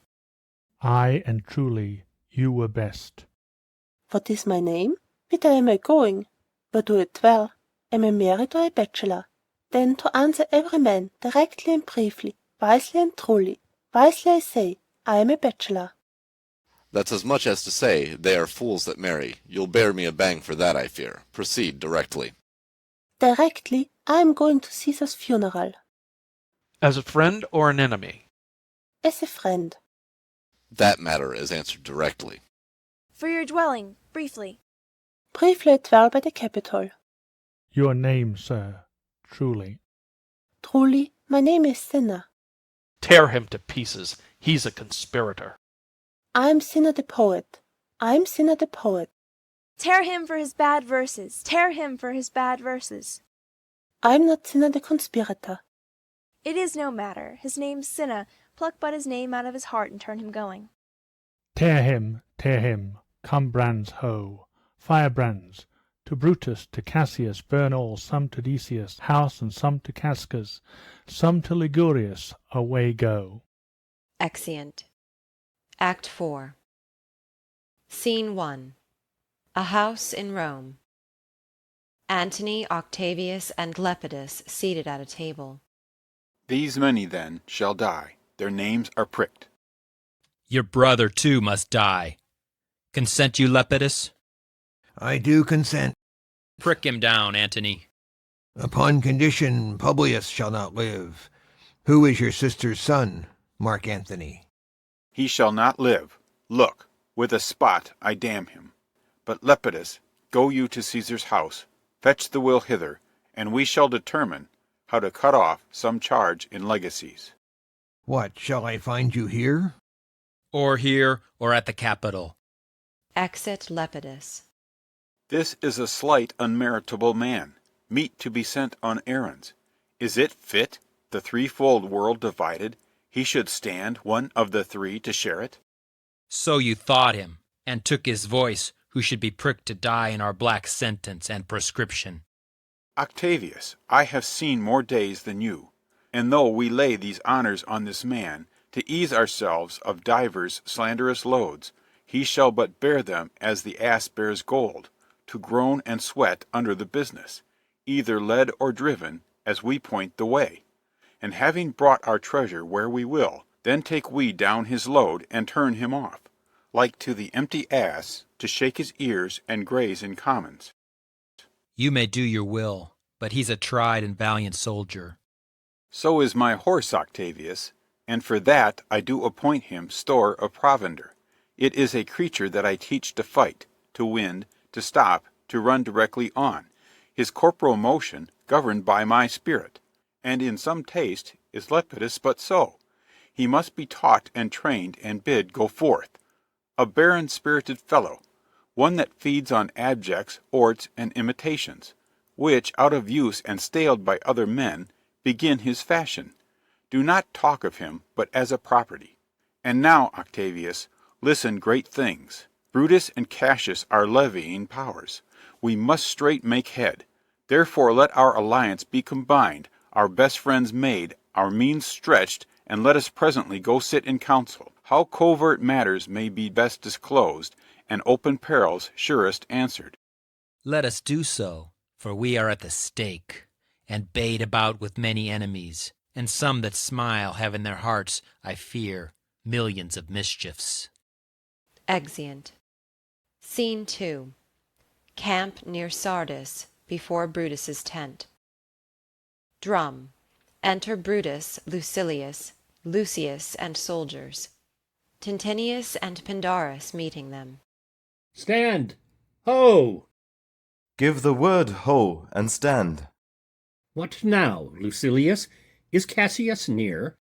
He is at hand, and Pindarus is come to do you salutation from his master. He greets me well. Your master, Pindarus, in his own charge, or by ill officers, hath given me some worthy cause to wish things done, undone. But if he be at hand, I shall be satisfied. I do not doubt but that my noble master will appear, such as he is, full of regard and honour. He is not doubted. A word, Lucilius. How he received you, let me be resolved. With courtesy and with respect enough, but not with such familiar instances, nor with such free and friendly conference as he hath used of old.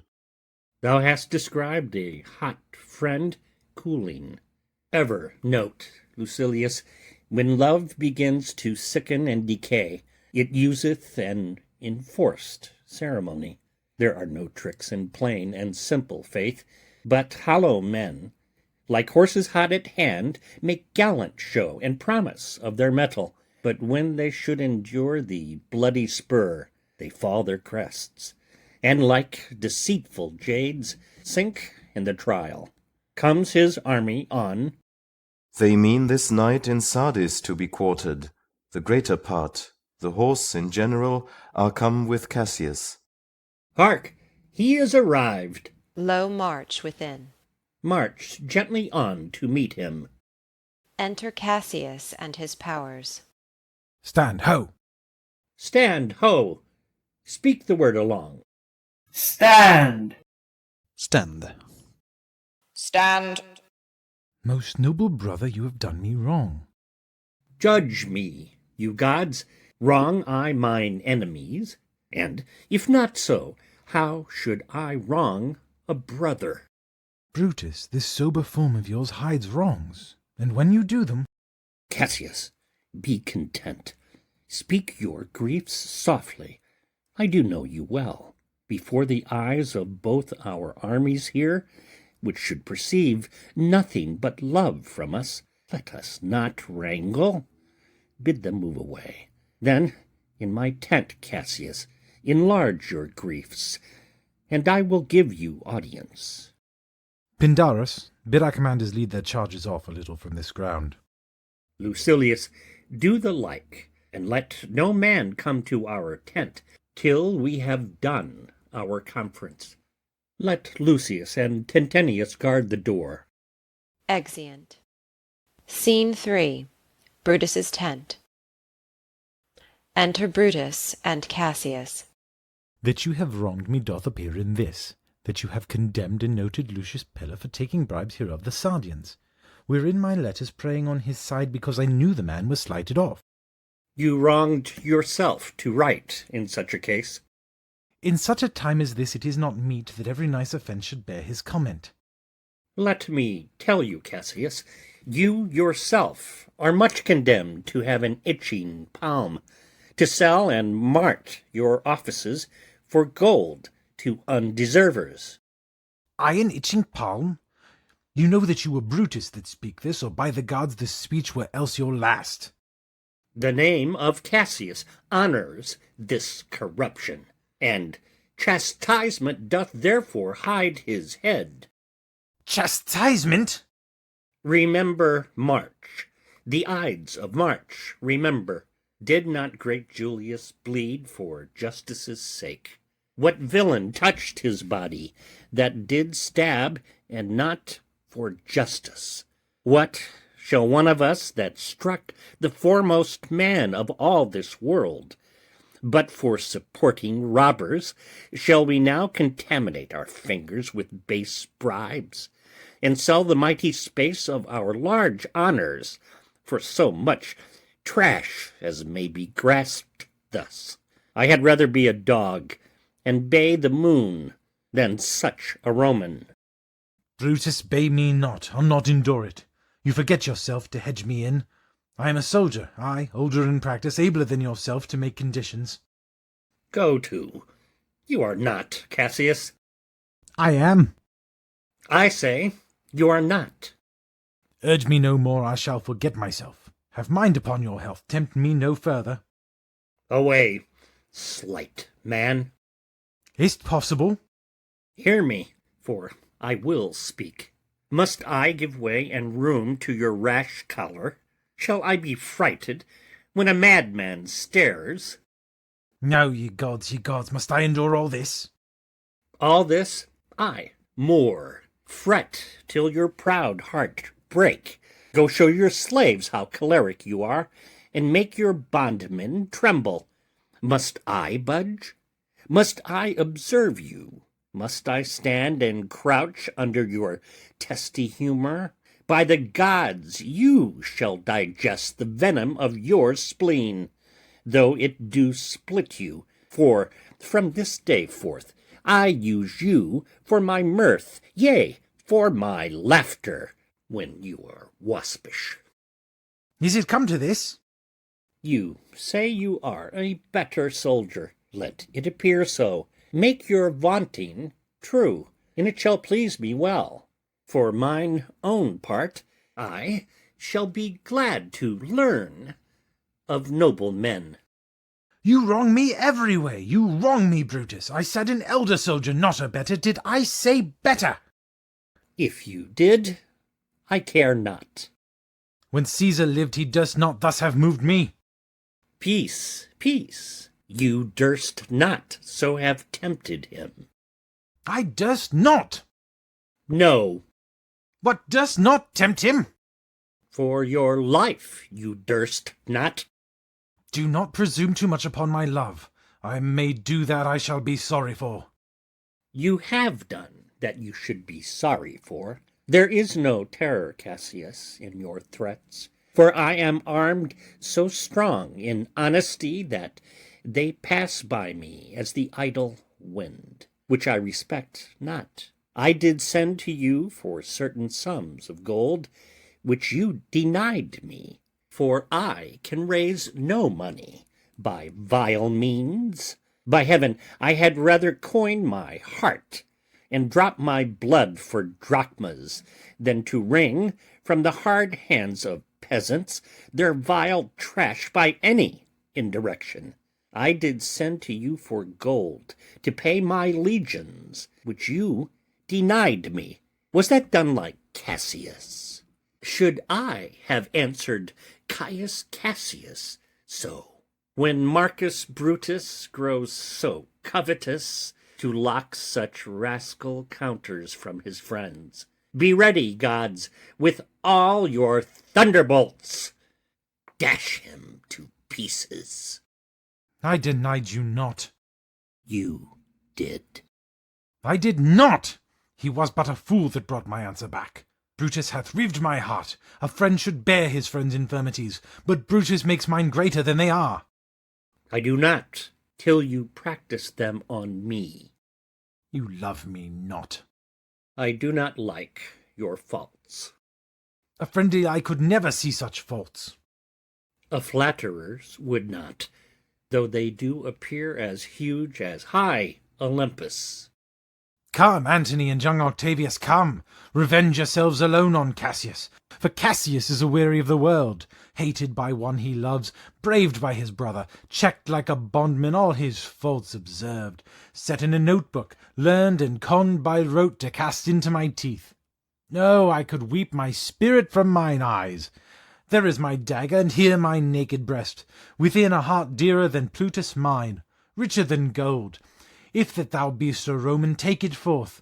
I that denied thee gold will give my heart. Strike as thou didst at Caesar, for I know when thou didst hate him worst, thou lovest him better than ever thou lovest Cassius. Sheathe your dagger. Be angry when you will. It shall have scope. Do what you will. Dishonor shall be humor. Oh, Cassius, you are yoked with a lamb that carries anger as the flint bears fire, who, much enforced, shows a hasty spark, and straight is cold again. Hath Cassius lived to be but mirth and laughter to his Brutus, when grief and blood ill-tempered vexeth him? When I spoke that, I was ill-tempered too. Do you confess so much? Give me your hand. And my heart too. Oh, Brutus. What's the matter? Have not you love enough to bear with me, when that rash humour which my mother gave me makes me forgetful? Yes, Cassius, and from henceforth, when you are over earnest with your Brutus, he'll think your mother chides, and leave you so. Within. Let me go in to see the generals. There is some grudge between 'em. 'Tis not meet they be alone. Within. You shall not come to them. Within. Nothing but death shall stay me. Enter Poet, followed by Lucilius, Titinius, and Lucius. How now? What's the matter? For shame, you generals! What do you mean? Love, and be friends as two such men should be. For I have seen more years, I'm sure, than ye. How vilely doth this cynic rhyme. Get you hence, sirrah. Saucy fellow, hence. Bear with him, Brutus, 'tis his fashion. I'll know his humour when he knows his time. What should the wars do with these jigging fools? Companion, hence. Away, away, be gone. Exit Poet. Lucilius and Tentenius, bid the commanders prepare to lodge their companies tonight. And come yourselves, and bring Messala with you immediately to us. Exeunt Lucilius and Tintinius. Lucius, a bowl of wine. Exit Lucius. I did not think you could have been so angry. Oh, Cassius, I am sick of many griefs. Of your philosophy you make no use if you give place to accidental evils. No man bears sorrow better. Portia is dead. Ha! Portia? She is dead. How scaped I killing when I crossed you so? O insupportable and touching loss! Upon what sickness? Impatient of my absence, and grief that young Octavius with Mark Antony have made themselves so strong, for with her death that tidings came. With this she fell distract, and her attendants absent swallowed fire. And died so? Even so. O ye immortal gods! Re-enter Lucius with wine and taper. Speak no more of her. Give me a bowl of wine. In this I bury all unkindness, Cassius. My heart is thirsty for that noble pledge. Fill, Lucius, till the wine o'erswell the cup. I cannot drink too much of Brutus' love. Come in, Titinius. Exit Lucius. Re-enter Titinius with Messala. Welcome, good Messala. Now sit we close about this taper here, and call in question our necessities. Portia, art thou gone? No more, I pray you. Messala, I have here received letters that young Octavius and Mark Antony come down upon us with a mighty power, bending their expedition toward Philippi. Myself have letters of the selfsame tenor. With what addition? That by prescription and bills of outlawry, Octavius, Antony, and Lepidus have put to death 100 senators. Therein our letters do not well agree. Mine speak of 70 senators that died by their prescriptions, Cicero being one. Cicero one? Cicero is dead, and by that order of prescription. Had you your letters from your wife, my lord? No, Messala. Nor nothing in your letters rid of her? Nothing, Messala. That methinks is strange. Why, ask you, hear you aught of her in yours? No, my lord. Now, as you are a Roman, tell me true. Then like a Roman bear the truth I tell, for certain she is dead, and by strange manner. Why, farewell, Portia. We must die, Messala. With meditating that she must die once, I have the patience to endure it now. Even so, great men great losses should endure. I have as much of this in art as you, yet my nature could not bear it so.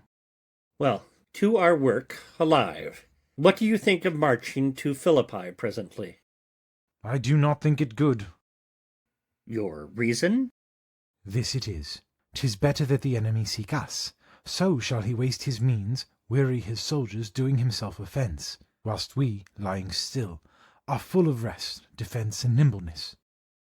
Good reasons must, of force, give place to better. The people twixt Philippi and this ground do stand but in a forced affection, for they have grudged us contribution. The enemy, marching along by them shall make a fuller number up. Come on, refreshed, new added, and encouraged, from which advantage shall we cut him off, if at Philippi we do face him there, these people at our back. Hear me, good brother. Under your pardon, you must note, beside, that we have tried the utmost of our friends. Our legions are brim full, our cause is ripe, the enemy increaseth every day. We at the height are ready to decline. There is a tide in the affairs of men, which, taken at the flood, leads on to fortune. Omitted, all the voyage of their life is bound in shallows and in miseries. On such a full sea are we now afloat, and we must take the current when it serves, or lose our ventures. Then with your will go on. We'll along ourselves and meet them at Philippi. The deep of night is crept upon our talk. and nature must obey necessity, which we will niggard with a little rest. There is no more to say. No more. Good night. Early tomorrow we will rise and hence. Lucius! Enter Lucius. My gown! Exit Lucius. Farewell, good Messala. Good night, Tentenius. Noble Cassius. Good night and good repose. Oh, my dear brother, this was an ill beginning to the night. Never come such division between our souls. Let it not, Brutus. Everything is well. Good night, my lord. Good night, good brother. Good night, Lord Brutus. Farewell, everyone. Exeunt all but Brutus. Re-enter Lucius with the gown. Give me the gown. Where is thy instrument? Here in the tent. What, thou speak'st drowsily? Poor knave, I blame thee not. Thou art o'erwatched. Call Claudius and some other of my men. I'll have them sleep on cushions in my tent. Varro and Claudius. Enter Varro and Claudius. Cause, my lord? I pray you, sirs, lie in my tent and sleep. It may be I shall raise you by and by on business to my brother Cassius. So please you, we will stand and watch your pleasure. I will not have it so. Lie down, good sirs. It may be I shall otherwise bethink me. Look, Lucius, here's the book I sought for so. I put it in the pocket of my gown. Varro and Claudius lie down. I was sure your lordship did not give it me. Bear with me, good boy. I am much forgetful. Canst thou hold up thy heavy eyes a while and touch thy instrument a strain or two? Ay, my lord, I please you. It does, my boy. I trouble thee too much, but thou art willing. It is my duty, sir. I should not urge thy duty past thy might. I know young bloods look for a time of rest. I have slept, my lord, already. It was well done, and thou shalt sleep again. I will not hold thee long. If I do live, I will be good to thee. Music and a song. This is a sleepy tune. O murderous slumber, layest thou thy leaden mace upon my boy that plays thee music? Gentle knave, good night.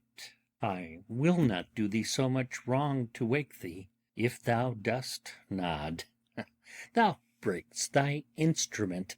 I'll take it from thee. And, good boy, good night. Let me see. Is not the leaf turned down where I left reading? Here it is, I think. Enter the ghost of Caesar. How ill this taper burns! Ha! Who comes here? I think it is the weakness of mine eyes that shapes this monstrous apparition. Comes upon me. Art thou anything? Art thou some god, some angel, or some devil that makes my blood cold and my hair to stare? Speak to me what thou art. Thy evil spirit, Brutus. Why comest thou? To tell thee thou shalt see me at Philippi. Well, then I shall see thee again. Ay, at Philippi. Why, I will see thee at Philippi then. Exit ghost. Now I have taken heart, thou vanishest. Ill spirit, I would hold more talk with thee. Boy, Lucius, Varro, Claudius, sirs, awake, Claudius. The strings, my lord, are false. He thinks he is still at his instrument. Lucius, awake. My lord? Didst thou dream, Lucius, that thou so criest out? My lord, I do not know that I did cry. Yes, that thou didst. Didst thou see anything? Nothing, my lord. Sleep again, Lucius. Sirrah, Claudius. To Varro. Fellow thou, awake. My lord? My lord? Why, did you so cry out, sirs, in your sleep? Did we, my lord? I saw you anything? No, my lord, I saw nothing. No, I, my lord. Go and commend me to my brother Cassius. Bid him set on his powers betimes before, and we will follow. Exeunt. Act 5. Scene 1. The plains of Philippi. Enter Octavius, Antony, and their army. Now, Antony, our hopes are answered. You said the enemy would not come down, but keep the hills and upper regions. It proves not so. Their battles are at hand. They mean to warn us at Philippi here, answering before we do demand of them. Tut! I am in their bosoms, and I know wherefore they do it. They could be content to visit other places, and come down with fearful bravery, thinking by this face to fasten in our thoughts that they have courage. But 'tis not so. Enter a messenger. Prepare you, generals. The enemy comes on in gallant show. Their bloody sign of battle is hung out, and something to be done immediately. Octavius, lead your battle softly on, upon the left hand of the even field. Upon the right hand I. Keep thou the left. Why do you cross me in this exigent? I do not cross you, but I will do so. March. Drum. Enter Brutus, Cassius, and their army, Lucilius, Tintinius, Messala, and others. They stand, and would have parley. Stand fast, Tintinius. We must out and talk. Mark Antony, shall we give sign of battle? No, Caesar, we will answer on their charge. Make forth. The generals would have some words. Stir not until the signal. Words before blows. Is it so, countrymen? Not that we love words better, as you do. Good words are better than bad strokes, Octavius. In your bad strokes, Brutus, you give good words. Witness the hole you made in Caesar's heart, crying, "Live long, hail Caesar." Antony, the posture of your blows are yet unknown, but for your words they rob the hive-bees and leave them honeyless. Not stingless, too. Oh, yes, and soundless, too. For you have stolen their buzzing, Antony, and very wisely threat before you sting. Villains, you did not so, when your vile daggers hacked one another in the sides of Caesar. You showed your teeth like apes, and fawned like hounds, and bowed like bondmen, kissing Caesar's feet, whilst damned Casca, like a cur, behind struck Caesar on the neck. Oh, you flatterers! Flatterers! Now, Brutus, thank yourself. This tongue had not offended so today if Cassius might have ruled. Come the cause. If arguing made us sweat, the proof of it will turn to redder drops. Look, I draw a sword against conspirators. When think you that the sword goes up again? Never till Caesar's 33 wounds be well avenged, or till another Caesar have added slaughter to the sword of traitors. Caesar, thou canst not die by traitors' hands, unless thou bring'st them with thee. So I hope. I was not born to die on Brutus's sword. Oh, if thou wert the noblest of thy strain, young man, thou couldst not die more honourably. A peevish schoolboy worthless of such honour, joined with a masker and a reveller. Old Cassius still. Come, Antony, away. Defiance, traitors, hurl we in your teeth. If you dare fight today, come to the field. If not, when you have stomachs. Exeunt Octavius, Antony, and their army. Why now, blow, wind, swell, billow, and swim, bark. The storm is up, and all is on the hazard. Ho, Lucilius, hark, a word with you. Standing forth. My lord? Brutus and Lucilius converse apart. Messala! Standing forth. What says my general? Messala, this is my birthday, as this very day was Cassius born. Give me thy hand, Messala. Be thou my witness that against my will, as Pompey was, am I compelled to set upon one battle all our liberties. You know that I held Epicurus strong, and his opinion. Now I change my mind. and partly credit things that do presage. Coming from Sardis on our former ensign, 2 mighty eagles fell, and there they perched, gorging and feeding from our soldiers' hands. Who to Philippi here consorted us, this morning they are fled away and gone. And in their steads do ravens, crows, and kites fly o'er our heads and downward look on us, as we were sickly prey. Their shadows seem a canopy most fatal, under which our army lies, ready to give up the ghost. Believe not so.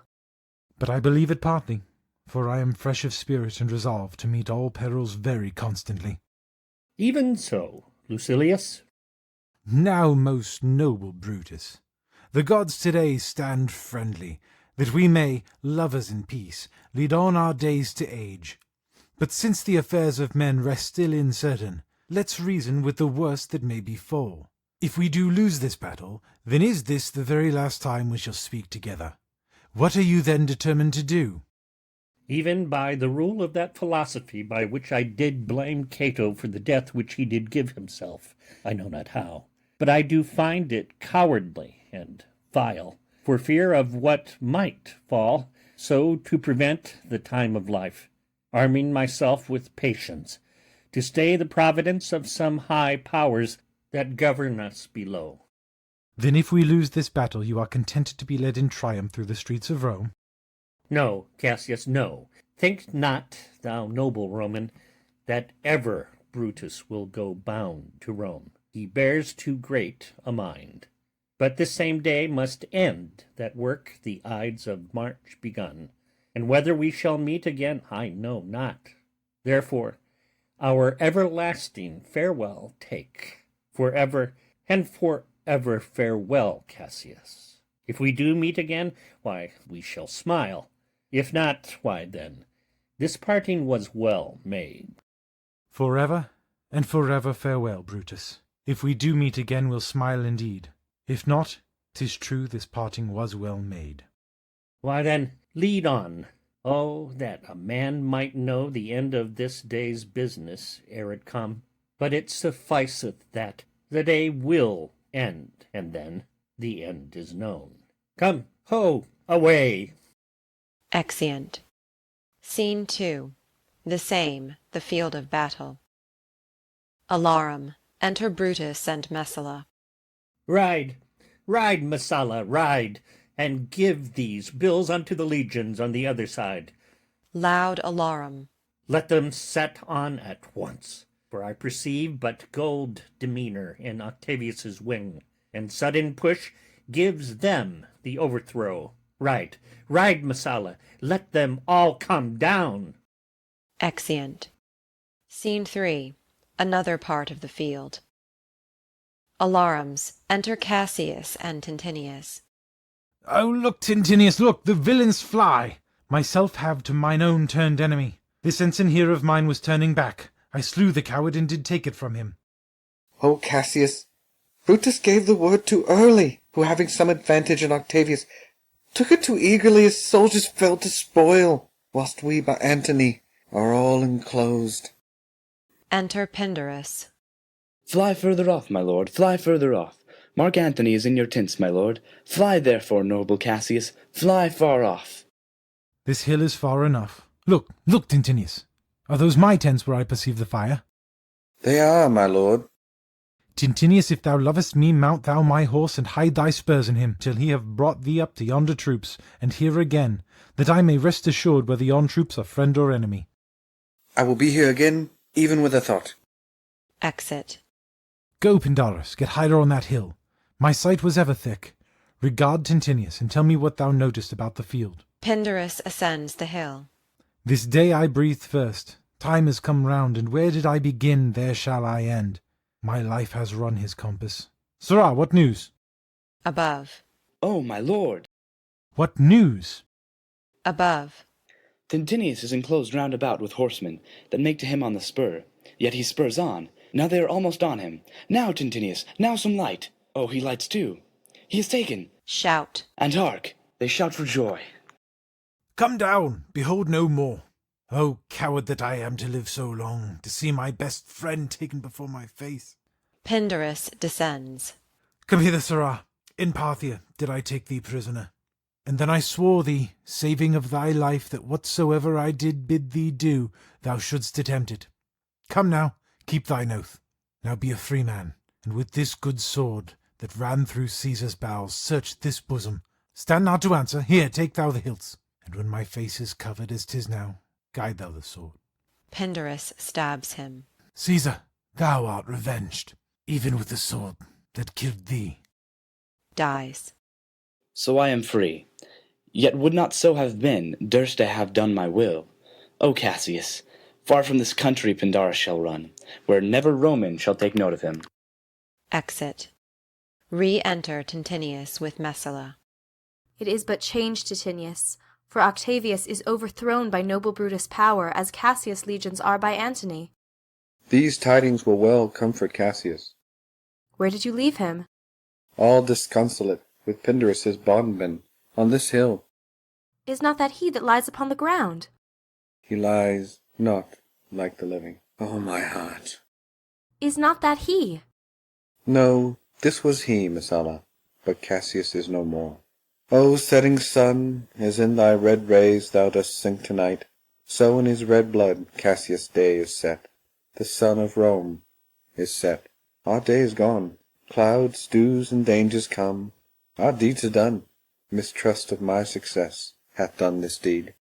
Mistrust of good success hath done this deed. O hateful error, melancholy's child, why dost thou show to the apt thoughts of men the things that are not? O error soon conceived, thou never comest unto a happy birth, but kills the mother that engendered thee. What? Pindarus! Where art thou, Pindarus?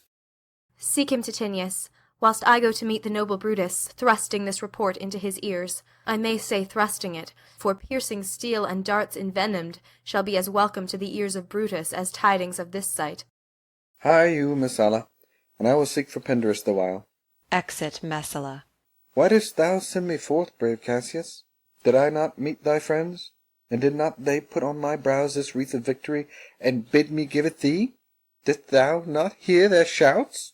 Alas, thou hast misconstrued everything. But hold thee, take this garland on thy brow. Thy Brutus bid me give it thee, and I will do his bidding. Brutus, come apace, and see how I regarded Caius Cassius. By your leave, gods, this is a Roman's part. Come, Cassius' sword, and find Titinius's heart. Kills himself. Alarum. Re-enter Messala with Brutus, Cato, Strato, Volumnius, and Lucilius. Where, Messala, does his body lie? Lo, yonder, and Titinius mourning it. Tintinius's face is upward. He is slain. O Julius Caesar, thou art mighty yet. Thy spirit walks abroad, and turns our swords in our own proper entrails. Low alarums.